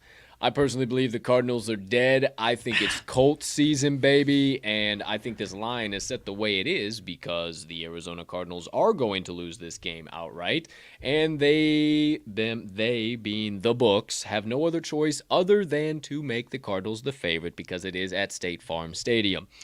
I, my friend, do believe that even though they seem to be the biggest public dog of all fucking public dogs this weekend, I like Indiana. I like the Colts plus Indianapolis. I like the Colts plus 1.5. I'm not going to get in the boat on the money line because that seems too obvious. But I like the plus 1.5. I really do. I think they get the job done here. They're trending up in the right direction. There's a lot of things to like about the Colts. Their offensive line is finally healthy. They're finally keeping Carson. I mean, fuck, they beat the I don't want to say pants off of, but they still handled the Patriots. They beat the Patriots pretty fucking handily with Carson Wentz playing like absolute dog shit. Let's call it what it is. And I just, man, fuck the Cardinals' fifth ranked passing defense. Oh, looks like Loveface XYZ wanted to stop in for the fucking stupid fucking Christmas. Happy holidays. Happy holidays, you assholes. Fifth is the Arizona Cardinals passing defense. I really don't give a damn. It's been kind of exposed, man. It's been exposed. And I don't give a damn because I think the Colts are going to rush all over them with Jonathan Taylor. 18th in defensive rushing yards allowed for the Arizona Cardinals. I don't see how this game doesn't. I mean, it's one number less than what it was against the Patriots last week. It feels like the exact same spot. Yeah, I mean, I think the biggest deduction you have to, and this is narrative stuff, so maybe not, but are the Cardinals dead or are they in a prime bounce back spot? No, and I don't know that they've gotten themselves healthy and kind of rolling enough to take care of business on offense. I mean, because I think the Colts will do enough on offense. I think you can feel confident that the Colts are going to score some points. It's whether or not the Cardinals offense bounces back, because I think that defense has been exposed, like we said, and I don't think that is going to bounce back. But I do think at some point we have to see this Cardinals offense bounce back. But I'm a little skeptical. I think I want the Colts, though. I really do. Yeah, I'm probably taking the Colts. In case this fucking flips, I'm probably taking the plus 1.5. I'm going to keep it in the bet slip for now, but I really think I'm going to end up taking the Colts plus 1.5 here. I'm going to look at some key trends, dish out some trends here just real quick, just in case. Colts are 4-0 ATS last 4 as a road dog, 5-0 ATS last 5 road games, 4-1 ATS last 5 Saturday games. We just saw it there. 5-2 ATS last 7 versus a team with a winning record. The Cardinals are 2-7 ATS last 9 versus a team with a winning record. 1-4 ATS last 5 is a favorite. 1-4 ATS last 5 Saturday games. 3-8 ATS last 11 on their home gridiron. 1-5 ATS last 6 versus a home game. 6 home games versus a team with a winning road record. I don't think you can buy it, my friends. I think they are simply making it 1.5 to suffice the needs of the Cardinals faithful to at least be favored on their home gridiron. But I think that's about all you're seeing. And man, I don't think you need to worry about this one at all. This one just, hey, have a little yawns, know that it's gambling, and take the plus 1.5. There's not much you need to talk about. You can talk storylines all you need to all day long. This line's set for the reason it is. So fair enough. I think I'm going to have it, but we'll keep it in there for now. All right. Starting the Sunday slate, Buffalo at New England. Very interested in the New England Patriots, minus 2.5. Probably another one I'm going to keep in my bet slip just for now, but probably will end up locking in by the end of the day. This one right now, I don't know why it's all the way down here at the bottom, has dropped down to 2. on FanDuel, so not good there. Patriots obviously coming off of that brutal beating. We just talked about it to the Indianapolis Colts, 27-17. So I don't know what happens here, man. This is for pretty much all the marbles for the AFC East. I think in general, yeah, everybody's going to kind of be rushing to the Bills as the dogs here with all of the kind of backstory behind them and behind just the AFC matchup here, AFC East matchup. But man, I think too many people are buying into this narrative that, oh, hey, see, Bill really is dead. Oh, see, Mac really isn't that good of a quarterback, blah, blah, blah, blah, blah. And I just don't think you need to buy into that. I think you just I think you need to have confidence in the Patriots. I mean, it's Bill Belichick in December at home. I don't know. What more do you need to say? I don't think you need to say much more. If I'm putting any trust, it is in the Patriots at home, man. Do you think this is we need to hammer this in today, or maybe a little wait and see where the rest of the public is going? What do you think as far as that is concerned? Yeah, because this still is really, really early. 56% of bets, 51% of money on the spread. I don't think it's going to lose value as far as today to Sunday, you know? I don't think so either. This one's tricky, man. It is tricky. It's a massive game. It's a huge game. It is an absolutely huge game. Just trying to kind of glance through some trends here. There's nothing just really. Well, here you go. One that's kind of glaring might be a potential letdown spot for Buffalo. 0-4 ATS last 4 following a straight up win. 0-4 ATS last 4 following a straight up win of 14 plus. So big letdown spot potentially here for Buffalo. 0-3-1 ATS last 4 after scoring more than 30 plus in their previous game. So, I mean, I don't know, dude. This one's going to be tight. I'm going to keep, I don't think there's any reason you need to hammer it in right now. I don't think we're going to lose value. I don't think it's going to go back in the direction of the half. And even if it does, oh my gosh, a half. We don't, we don't play to push. Like, we're not here to play to push. So if it drops down 1.5, then you might have some pause. You might be thinking, okay, maybe we don't end up hammering this in general. And we just kind of stay away. Maybe this is, I don't know that you can get all the way in the boat with the Buffalo Bills on that other side of the coin as well, though. 100% agree. If I'm trusting it, it's either Patriots or nobody is kind of what we're saying, basically, right? You lay it or you don't play it. In the wise, amazing, all-knowing words of Dave, the sportsbook consigliere Sherapin, lay it or don't fucking play it, pal. Okay, I'm hearing you, no problem. So kind of every time I get in this position, I hear hear him in the back of my head. I say, okay, hey, no problem. I'll keep it in the bet slip. So 2 we're keeping in the bet slip so far. Colts plus 1.5 and the Patriots -2. Keeping it moving, keeping it grooving. No real interest for me in Giants and the Eagles. Eagles laying 10 at home. Are you kidding me? NFC-ish matchup for sure. This is definitely shook out to be the NFC-ish. Like, freaking, how are the Philadelphia Eagles in the 8th seed right now in the NFC? Like, how is this shaking out? I can't believe it. It's blowing my mind. I have no interest in getting involved in this game, partner. How about you? You've been a pretty big fader of the Giants. And I kind of, but even I guess it was last week I stayed away, which I shouldn't have. I don't know, man. Maybe a little Giants team total under if I can pull that up real quick. But yeah, I think just staying away is probably the best medicine as far as this game is concerned, man. I think so as well. Okay, so I got no interest on the 40.5 either. So yeah, move on from this one. Next one up, Rams at the Minnesota Vikings. Vikings getting 3 points at home. This is one I'm going to keep in the bet slip, I think, again, but I'm leaning towards the Vikings plus the 3, man. We've talked about it time and time again on this exact podcast that when you see the Vikings as underdogs of 3 points or more, 2.5 or more, you almost have to blindly take them. They are going to be in a shootout and a half. They are going to lose that game, and they are going to cover that game more often than not. It is just how the fucking Vikings are built. It's how Mike Zimmer has made that team. I don't know how the hell it works out, but it's how it works out every single time. This line should not be this fucking low after the Rams just covered 7.5 against Seattle. Period. Point blank period. No question in my mind. 3 straight wins, 3 straight covers, and now Oh, it's right at the key number. Get in the juice. A -3, -118. Cry me a fucking river. No, dude. No. I think I like the Minnesota Vikings +3. This is gambling at the end of the day, and there's no reason that number should be like that. It's much like tonight's matchup, and everybody, oh, Dalvin Cook. Dalvin Cook is out. Well, I don't give a damn because Alexander Madison is just fine to back him up. He is just fine to be an RB1 as well, and if fucking Dalvin Cook wasn't there, you would be saying Alexander Madison 9 times out of 10. So I'm putting it in my bet slip. No juice. -104 +3 for the Vikings. See if I can get it up to 3.5. But I am pretty damn confident on that side with this line being so short.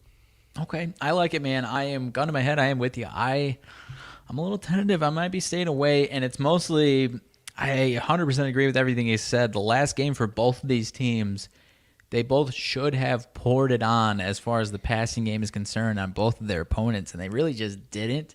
So I don't know what to expect from these offenses in this game. That Chicago Bears secondary, even though it was made up of complete nobodies, showed the hell up, my friend. Yeah, you're right. They showed the hell up. It wasn't like they were just getting lucky on some goofy shit. They outplayed what the starters have done this year. So you're right.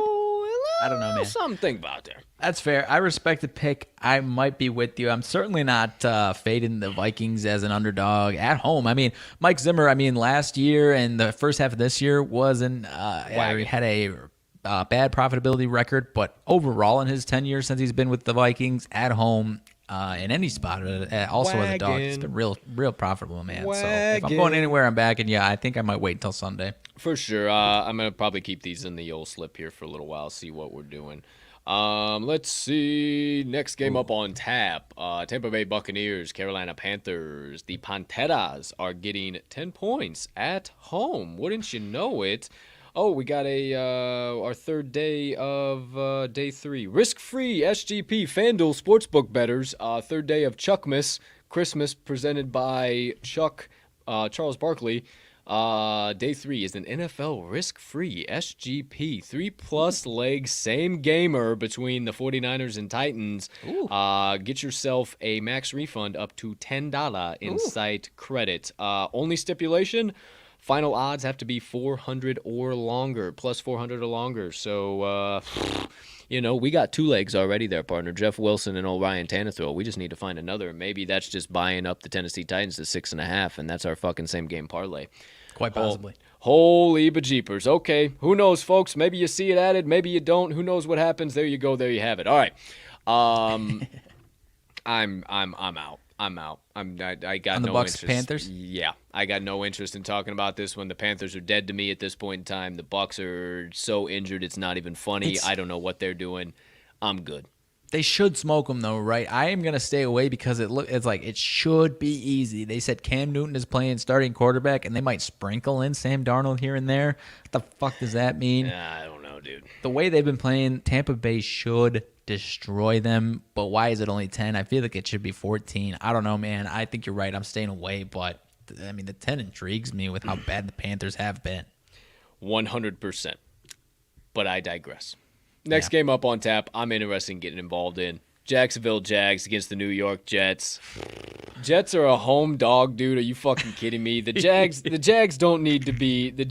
not need to be favored over anybody regardless of a point scoring system. Favored on the road. 32% of bets, 85% of money. Oh, it's the sharp side again. Give me a fucking Why? I'm so tired. I'm so tired of seeing the stupid Jacksonville Jaguars as a stupid favorite, getting the sharp money and then getting stiffed.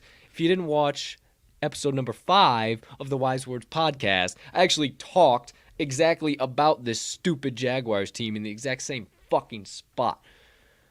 I want to get involved with the Jets, man. I really want to get involved with the Jets. I cannot even begin to explain to you how much I want to get involved with the Jets, but I'm not going to do it. I feel sick. I feel sick thinking about it. I feel sick looking at this game. This is bad. But this is bad. Am I back in the Jaguars? As anyone? No. There's no one on the planet that could talk me into back in the damn Jaguars. I don't care how you tell it. How many times, dude? You said as far as sharp spot, favorite spot, as far as every single week. How often have we seen the Jags as the quote unquote sharp side? And look at them, 4-2 That's what I was 4 and just 10 about against the to damn say. spread, dude. Like, what? I was just Give me about a to damn say that, like, break. what fucking pimp in South Florida it just has a bag to drop on the Jacksonville Jaguars Seriously, every man. Sunday, because that is horse shit. I can't buy it. But I can't buy into the Jets. I don't know. No. Bobby Saleh's got COVID. I'm out. Leave me alone. Get out of here. Next game up on tap. Detroit Lions against the Atlanta Falcons. Now, Pardo, I'm really interested in getting involved. I haven't looked at the bet and money splits yet, but I do like the Detroit Lions getting 6. One key reason, my friend, the Atlanta Falcons have not won at home yet this entire season. It's no laughing matter. They're 0-5 straight up and against the number so far this year. I am not saying, I'm just saying some damn kneecaps could potentially be bit down there in Atlanta this weekend, and I think it's something we need to buy into. I don't think you're crazy, man. I don't know that I'm in the boat with you, because what is this stat like? Alabama has won a couple of has won more games at Atlanta's new stadium than Atlanta has, or something along those lines. Like, Yeah. I'm definitely not same betting on team. Atlanta. I mean, I kind of laughed They're because the we were just same talking about the team. Jets and Jags, and now we had the Lions. But contrary to those two teams, the Lions cover like a son of a bitch. They are 9-5 ATS, man. They're the same Odd team, got them. dude. Odd Sharks got them losing by 5. If I'm sided anywhere, I'm taking the points with the Lions, man. They're the same team. I think you're 2 right. and 6 are the Falcons against the number. Last 8 as a home favorite. Detroit is 4-1 against the number. Last 5 as a road dog. I forgot. Got to check into Jared Goff's status, though. Last I checked, he was questionable as far as COVID protocols. It does It's sound Tim like Boyle. he should be able to I think so, too. clear out. It sounds like he should be all good to go. As a matter of fact, he's not even he's still out indefinitely as of the 20th. But Oh, actually, yeah, I don't know. definitely something to keep a look on there for sure. So that one's going to stay in the bet slip as well. I'm gonna keep an eye on that, but I am really interested in the Detroit Lions simply because of how bad the Atlanta Falcons have been at home, and when I tell you these teams are fucking identical, they are the same team. They are both in the bottom back ass half of the league. They are not good, either one of them. The Atlanta Falcons are bottom 3 in rushing yards per game, and everybody wants to talk about Cordero Patterson and Mike Davis like they're the second coming. They're only averaging 89 yards per game, are the Atlanta Falcons. As a matter of fact, the Detroit Lions are 17th, 10 spots better in rushing yards. So these teams are pretty doggone close. I like the 6, man. I don't know. If We'll Goff see. is in, I'm hammering Lions. If not, Tim Boyle, no thank you. Yeah, I don't know about old Timmy. Old Timmy scares me for bad. sure. So stick around, wait around, hang out until we find some more information on exactly what's going on there. Okay, next one up. Probably the last game that I will potentially have a play out of. Oh, next one up actually is the Chargers at the Texans. No wonder I glanced over it. Chargers laying 10 on the road in Houston. Without Tyrod covers, the Texans got any shot in hell of covering that 10? I don't know. Honestly, they're don't better. either. They're much better at covering than the damn Jets or Jags. So these 10-point spreads always have me a little bit intrigued, but I'm staying away. 100%. 100%, dude. 100%. Okay, so we'll stay away from that. Then Baltimore and Cincinnati. Game is in Cincinnati. I got that Bengals AFC East to win the AFC East ticket plus 230. What's They're the now North? down to AFC North. I apologize. We had AFC East on the brain. I already talked about that today. Plus 230. I got them at. They're down to plus 135 now to win the AFC North. I almost did it again. If I didn't have that ticket, Yeah. I would probably be looking at this in a whole other light, I feel like. Yeah. I feel like that ticket is causing me to put more value on the Bengals -3 than there needs to be, if I'm being honest with you. If I'm just straight up honest, black and white betting man, I think that that gambler's fallacy, I think that's kind of what is playing into me. Yeah, like because the I mean, you're -3. kind of essentially doubling down on. Because if they lose this game, that ticket is also probably going in the trash. I really like the Bengals this week, though, man. I think you should hold on to that and just bank on that and count that as a win for you there. Because these teams are I identical, actually- bro. These teams are I identical. really think I'm going to be hammering in the Bengals at home.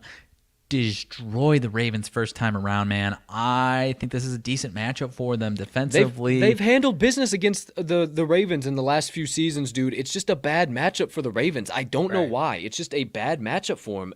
I think I like it again. Oh, the key number. The Baltimore Ravens have only lost by 1 with their 2-point conversions. If that doesn't happen, we win those games outright. Ho, ho, ho, ho. Guess what? It ain't happening this week. I mean, the other thing that I like, maybe the over is a safer play. I don't know. I'm surprised that it's as low as it is because I think Joe Burrow and this passing attack can have a ton of success. I think it's just going to come down to can they slow down whoever it is, Lamar Jackson or Tyler Huntley. I think I'm hammering in the Bengals this weekend, man, at -3. It definitely wouldn't go over -3. But I do really like the Bengals, and I think I'm going to hammer in right now. Wow. He's in the boat. Bengals -3. Yeah. I'm in so the boat with it, I'm not crazy. I'm not crazy because I got that fucking ticket outstanding. I think they fucking take care of business pretty good. Yeah, you should hold on to that, I think. Yeah. Yeah. Okay. Well. All right. Well, there actually, you go. As far as the over, would you agree as far as why is it so low though at 45? I feel like it should blast through, but also why the fuck is it at 45?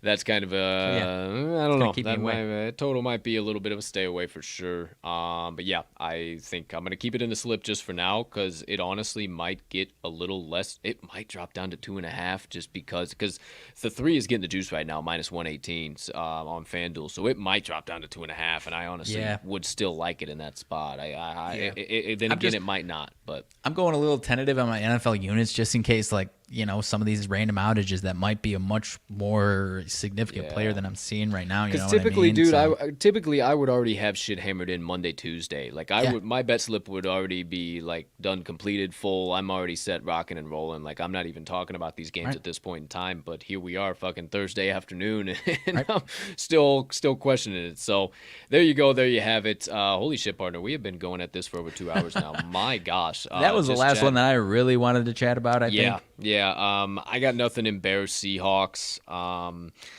Obviously, Bears homer. I hope they get it done. I would not say take the 6.5, even though what we've seen from Seattle in the last few weeks. I think it's a setup, but I'm not staying so far away from that. Same. If I'm leaning anywhere for Denver and Raiders, I'm leaning Denver. It is official, no Teddy Two Gloves though. Even though he is okay, he's fine. He probably will return to football. I'm not interested. I'm also not interested in backing the Raiders with what we've seen from them. No Darren Waller.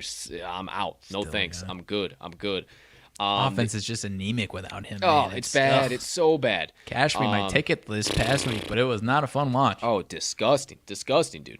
The only other one outside on the Sunday games, because obviously we saved Monday for Monday. We'll see you guys back here on Monday.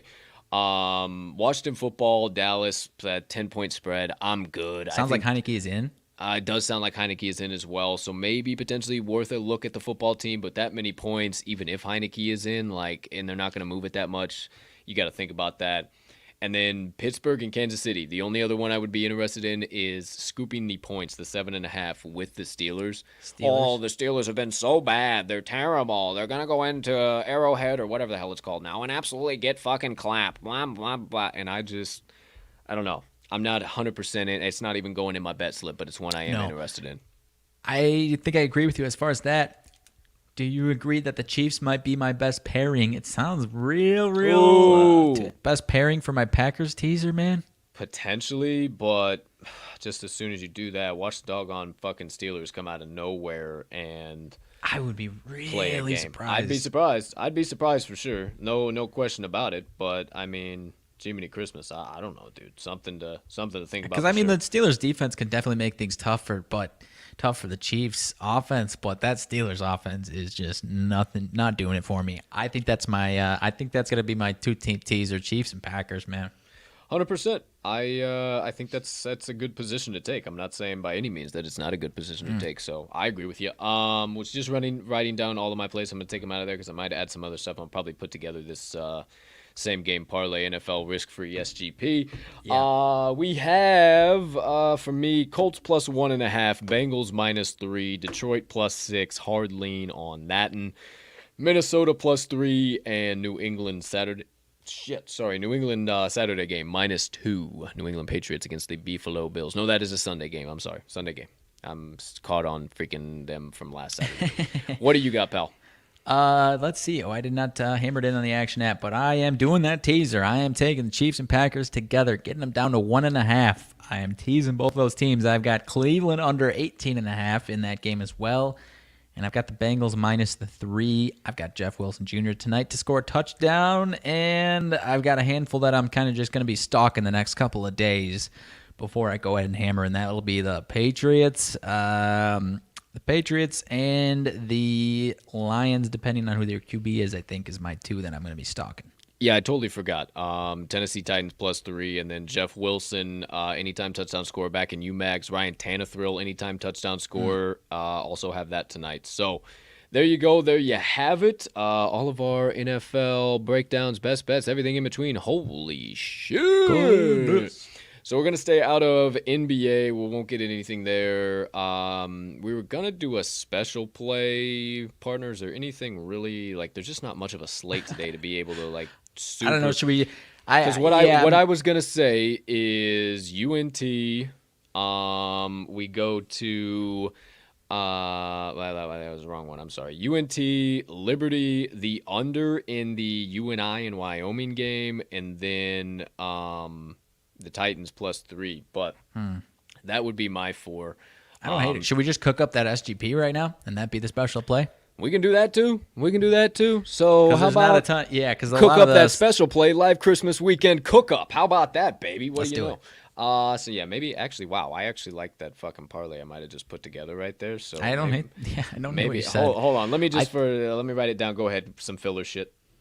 No, I mean, I am interested in that. I might go 3 of those 4 legs because I do like UNT. You just don't like the Titans. It's okay.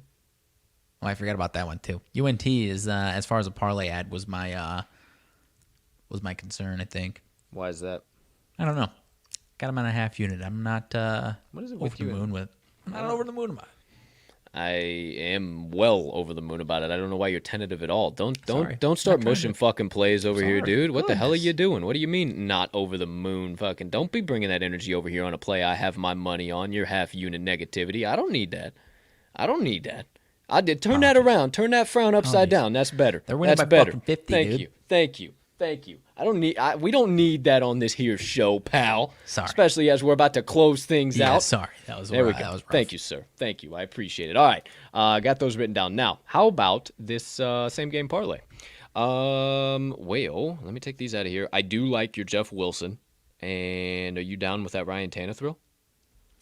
I do believe I am down with that, yeah. Okay, so Jeff Wilson, Ryan Tannehill at plus 350. We think anybody else gets in or kind of just a coin flip? Nobody that I'm confident enough in, and I don't think it's going to be a ton of points. I don't either.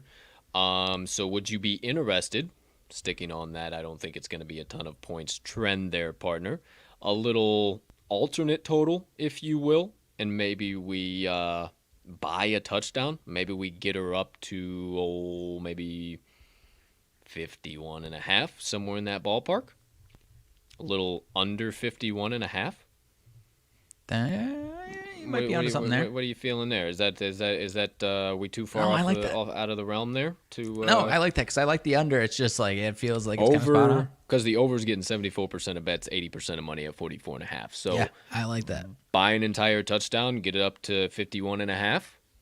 We like that. Everybody like that? Anybody in the comments got any fucking anything to say about it? Speak now, forever hold your fucking peace. Okay, hold your fucking peace then. That gets it up to 1944, just the 3 legs right there. Okay, so can I get you in the boat if we bought a fucking touchdown with the Titans? Shit. If we even bought a touchdown with the Titans. With the Titans, it gets it up to 25-14. 25-14. Bro, it's 10.5. 10.5. Gets it to 25-14. 25-14 to go up to 10.5. That will pay you out a $10 bet. 251.41. 251.41. You down with that? You down with that? No other legs, nothing else we want to look at. I think 4 that's legs, 4 spread, damn good legs, spread, man. Spread Tannehill's total gonna be the tutties. toughest one to get in. Spread totals, dude, and I don't think you need to be throwing too much shade at it. I think it's going to don't be the think so. easiest one to get in. I think he might score before touchdowns on Jeff that aim Wilson. here. I think he's going to score before Jeff Wilson. What? Mark my words. Mark my words. We'll be checking Yeah. that fucking leg off before we Yeah. worry about Jeffrey. I mean, okay. So we're going Ryan, Jeffrey. All right, here we go. Everybody, Yeah. everybody. Yeah. So be serious. Be serious. I got my suit back on. Be serious.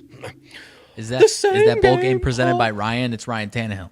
Oh, hey, maybe. Well, what do you know about that shit? All right, same game parlay. 49ers, Tennessee Titans. It is a risk-free same game parlay as well if you Yes. are playing. Let me make sure I fucking opt into this before I fucking just. Yeah, let me seriously. fucking just doop-a-doop-a-doo. And then fuck, I gotta make a whole new one. All right, here we go. Same game parlay. 49ers, Tennessee Titans. We are hammering in. Right here, right now. Ryan Tannehill, anytime touchdown score. Jeffrey Wilson, anytime touchdown score. Buying an entire touchdown on the total and taking under 51.5, and buying an entire touchdown on the spread and taking the underdog Tennessee Titans at 10.5. Actually buying a touchdown and a half. Parlaying those four up. Plus 2,514 odds. This $10 risk-free bet is paying you out at $251.41. I say unto you, into the words of degenerates far and wide, it's hammered in, baby! Where's your fucking hammer, dude? Dude, Oh, it's not low. Oh, it's not close. Oh, no. Oh, no. It's been a while. Damn it, It that has would've been been a a while. perfect It has been a long time. All right, there you go. There you have it. We have that bad boy, the risk-free same game parlay, the third Giving day me a cash of out option already, dude. the $6.93. Give me a break. They They want me to cash that baby out. They want me to give them their money back. They're out of their fucking mind. Boys, girls, hammer it in. Don't let FanDuel or DraftKings try and fuck you up and give you any nonsense. They know what we just did. A representative from FanDuel watches this show. I'm not stupid. I understand it. I get they move the lines as they do just by watching the show. I understand. It's okay. You don't have to act like you pay attention to all the suits at the end of the day because you know it's the goobers that really move these lines. You know, that's how it actually goes. But outside of that, there you go. Same game parlay cooked up from the TTL crew live in primetime. Holy shit, 2 hours, 15 minutes, partner. Let me take that away. Okay, well, I think it's important we all get a little motivation, inspiration. Yeah. So I will definitely dish out some motivation minutes here. Mine's going to be short and sweet. Anything that you need pressing urgently that we need to get in this little section here, RMags Sidebar, everything in between. Real quick, I won't man. waste a bunch of time. No, I won't waste time either. Real quick, gave out Christmas movies yesterday. What you got as far as we talked about Thanksgiving foods and sides? What's any must-haves for some Christmas meal action on your side of things? You're going to think I'm crazy, but I always got to fit in some Chinese food somewhere here or there. Big fan of A Christmas Story, and they Yeah. always close it out eating Ties duck. it all in. Fa ra ra ra ra ra ra ra. No, not fa ra ra ra ra ra. Fa la la la la la la la. Yeah, that's kind of always my tradition, especially if I hang out, do whatever I end up doing. I usually just order some Chinese food. Yeah, big fan of that. Big fan of, I don't know, man. I don't necessarily know that, like, they're all too different for Thanksgiving, right? Like, it's like kind of the same fucking sides, kind of the same shit. Maybe a Christmas ham versus a Thanksgiving turkey, but Big fan it's of like ham. kind of the big fan of ham too. I'm not like over the moon on pork products. Sometimes people can just really overdo them and make them too salty, and like really salty ham, Yeah. bro. And you go over fucking grandma's house and she's got one just smacks you square in the mouth. It's like, good, grandma, son of a bitch. Fucking just fucking instant cotton mouth type shit. Like, holy fuck, what did you have this brining for 2 months? Yeah. Like, my gosh. But yeah, outside of that, what do you got as far as holiday time food? Yeah, I would say ham, and then we typically do a little like Christmas Eve or even tonight, little like Italian beef type stuff. So not really Ooh. Christmas type stuff, Wow. but like a little cheesy potato action maybe. Yeah. Already fasting for what's about to come my way pretty soon. But Yeah, I think I mentioned my cinnamon applesauce, that my family tradition cinnamon applesauce, dude. Even better probably hits the best at Christmas, I would say. It is a prime Christmas dish. But yeah, I'm a big fan of honey ham at Christmas, as long as they do it right, like you said, as far as getting too salty, man. Yeah. But yeah, I like ham a lot on Christmas, more than I like turkey at Thanksgiving, man. I do too. I'm honestly not that huge of a fan of turkey, but love me some biscuits and mustard. Oh, yeah. Fucking Sling Blade fans out there. First thing came to my fucking mind.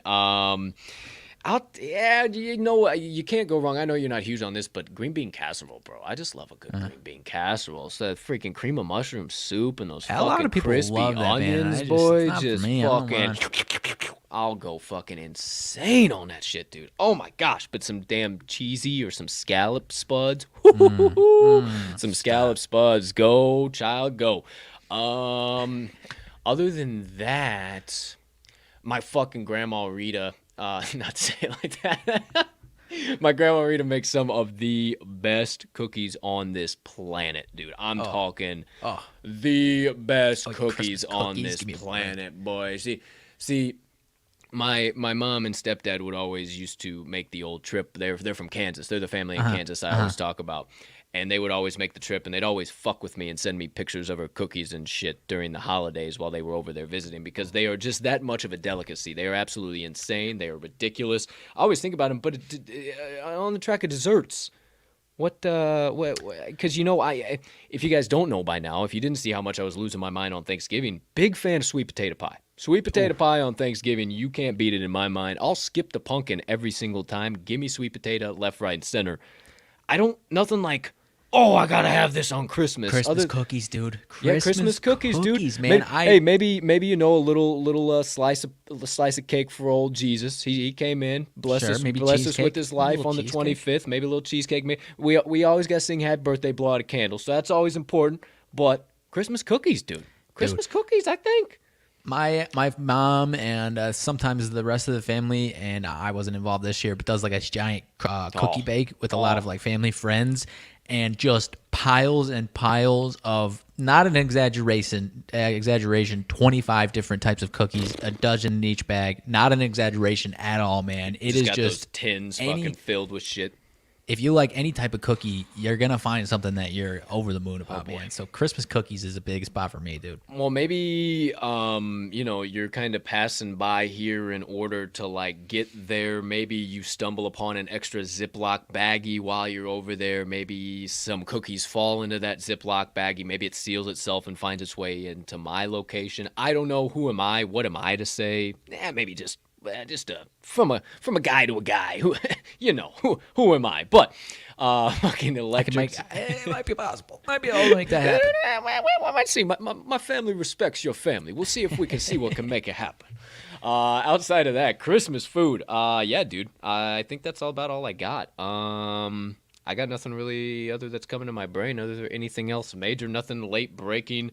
First play of the day is about to kick off here in about 40 minutes. That is the Fairfield game. It has gone up to 2. I think it's just classic case. I mean, what you're seeing is that 80 and 80 split now, or whatever the hell it might be at this point in time, and the majority of those tickets are the plus 2.5, not the minus 2.5 and -1 and -1.5. Not where everybody's jumping in now. It was when they were still a dog. So the value's all gone. You have to jump in then or get in on the opposite side. It's just how college basketball works. The value's gone. So it flipped for a reason. It ain't there no more. Can't wait for it to tip off. Let's go. Partner, anything else from you over there, my friend? I don't think so, dude. I am ready for you to lay it down on us. All right. As always, No Cup of Joe on campus on Saturday. This upcoming Saturday, we obviously kind of did the sort of the style of the show we do for today's show. No UFC pick blog from me. No UFC for the next little while here. Mags will have extra cheddar on Sunday or Saturday. Tomorrow or Saturday. 2 days from now it will be. Saturday. So he'll have that out, and then still working on college basketball blog, working on some things on that end, and then Wise Words, you get an extra show to watch over the Christmas weekend here. Season 2, episode number 5, featuring Jared Smith. Stop by talkingline.com/wise-words-podcast to find that pod on your favorite podcast directory or on YouTube channel. Whatever the case might be, make sure you stop by that. No episode next week. That will be the 29th. Pretty hard to get a hold of people and get people secured during the holiday time, stuff like that. So depending on what we can get done next week and everything in between, maybe we don't have one on the 5th as well. Still kind of up in the air. Just us two guys trying to secure some of these big names during the holiday season. A little hard to get through, if you will. So we'll keep working on that. We'll let you guys know for sure what's coming up for Wise Words. But for now, no show next week, the 29th. Just so you stay locked into everything, follow us on Twitter at Talking the Line, or just visit this episode's description. Hit the Linktree link in the description. You'll find everything Talking the Line there, or go to talkingtheline.com. See everything in between. I don't think I left out anything, but I'm going to take a sip of water here. Anything else I might have missed out on that end? I don't think so, dude. Man, I am juiced for this weekend of action, dude. I cannot say anything else about that. 100%. Well, me as well. Let's wrap some stuff up. Let's dish out a little bit of inspiration, get us through the next few days here till we get to see each other again on Monday with a little bit of my motivation minutes. Now, my friends, you know how we do it. It ain't Friday, but it's the last day episode of the week. So, second of the 2 weekly John Wooden quotes are about to be inbound on your dome piece. Now, wanted to preface it with something. Talked about yesterday about controlling your brain and being kind to your brain and taking control of your brain during this time of the year, because it can be so chaotic and it can be so back and forth and left and right and center, and holy shit, before you know it, it's fucking Monday again, and fuck, I had days off. What happened? What? So what in my messages this week I've been kind of trying to do is try and give you a couple of key things you can utilize this week, the rest of the week, end of the weekend, to hopefully not have that feeling, hopefully not get to Monday and holy shit. And controlling the brain is number one. It's the biggest part of it. Really watching what your brain is doing during this time. And Mags, you said it.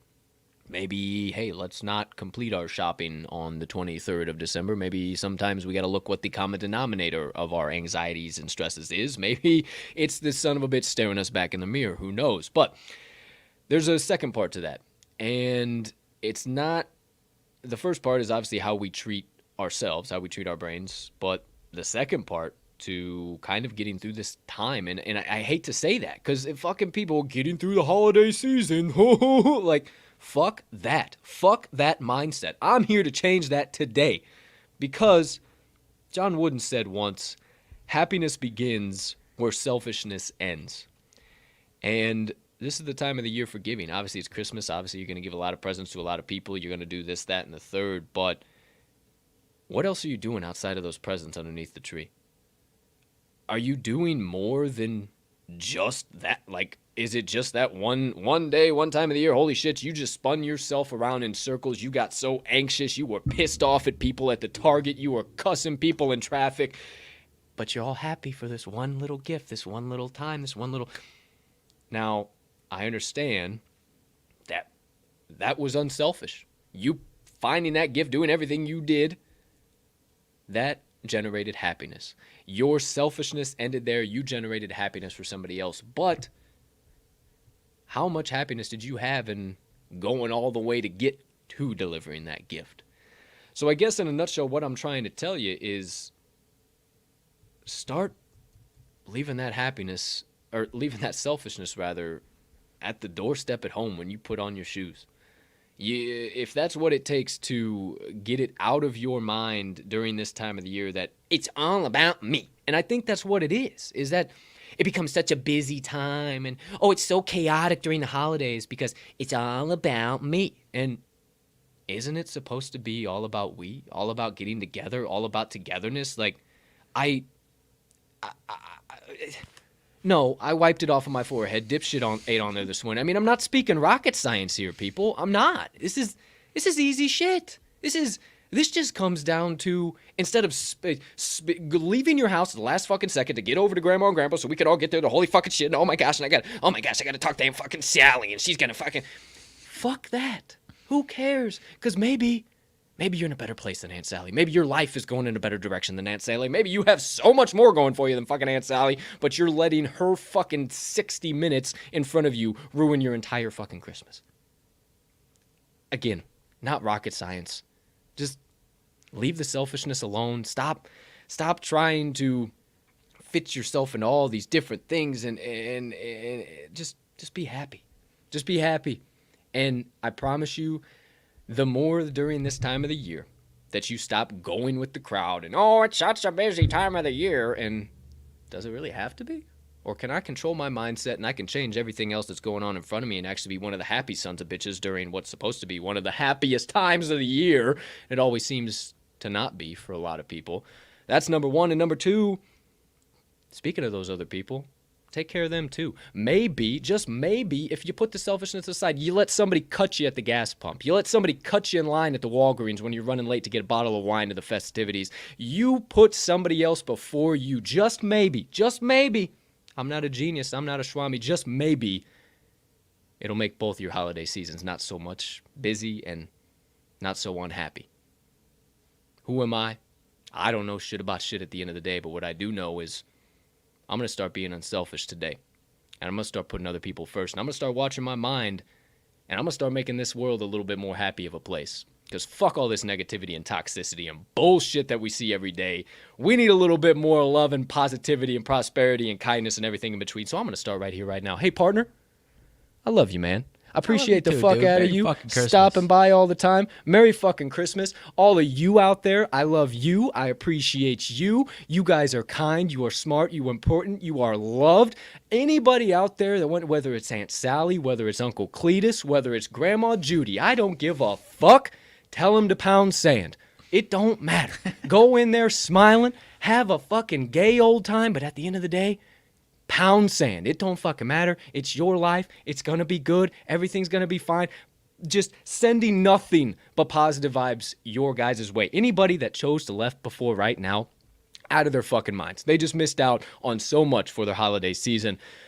But I digress.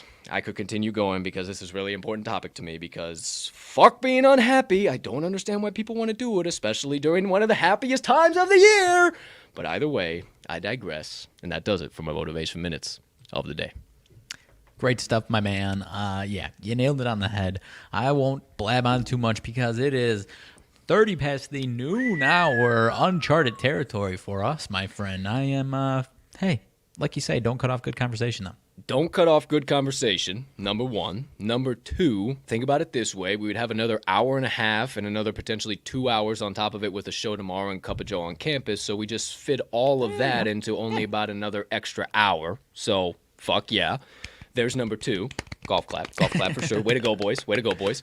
Number three, now we got everything dished out for the entire week, and we just had to spend an extra hour. Now we got everything set through fucking Sunday. We ain't got to do nothing else. We're good to go. Now we kick the feet up, and we enjoy the Christmas festivities, ladies and gentlemen. So, no late breaking anything on my end of the world. Anything from you, partner? Zach Levine has cleared health and safety protocols. We are seeing red, baby. Let's go. See red. Even though it's still Illinois State, not fucking Chicago Bulls. We're seeing red. We're seeing red. Everywhere we go, we're seeing red. All right, I love to hear it. That does it. That seems like an episode of the Talking the Line podcast. Episode number 189. Boy, oh boy, was it spectacular. The Christmas spectacular from the TTL crew, my friends. As always, let's wrap it up the only way we know how. Ladies and gentlemen, degenerates and gamblers, far and wide, from myself and Mags. Thank you so much for choosing to stop by episode number 189 of the TTL pod. Hang out with me and my partner every single day you choose to. Your follows, your likes, your subscriptions, your views, your shares, everything in between that continues to make this TTL machine roll that you guys do. Thank you. We would have not been able to do this for almost coming up on a year now if it wasn't for each and every single one of you. So thank you. We hope you have a spectacular rest of your Thursday, unless you have any plans. A terrific rest of your Festivus, if you are an avid goer of the holiday season there. Maybe tomorrow, a beautiful Christmas Eve. And then just a little bit of a light slumber. Jolly old St. Nick slides down the chimney, drops off a couple presents. Up he goes, away him and the reindeer fly.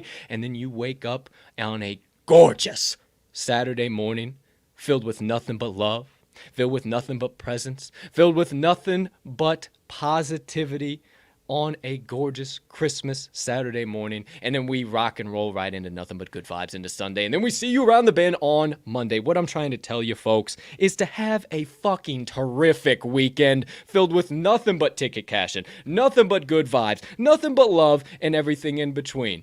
From myself, from Mags, Merry Christmas, everybody. Thank you from the bottom of our hearts for everything you guys do for a couple of guys just chasing their passions. We'll see you back here on Monday, 10 a.m. Central Standard Time. A lot shorter next time around, we promise. Not as spectacular, but still good vibes coming. And last but certainly not least, make sure you get today's best bets hammered in so you can stay with us right at the end of every single show. Let's cash some tickets.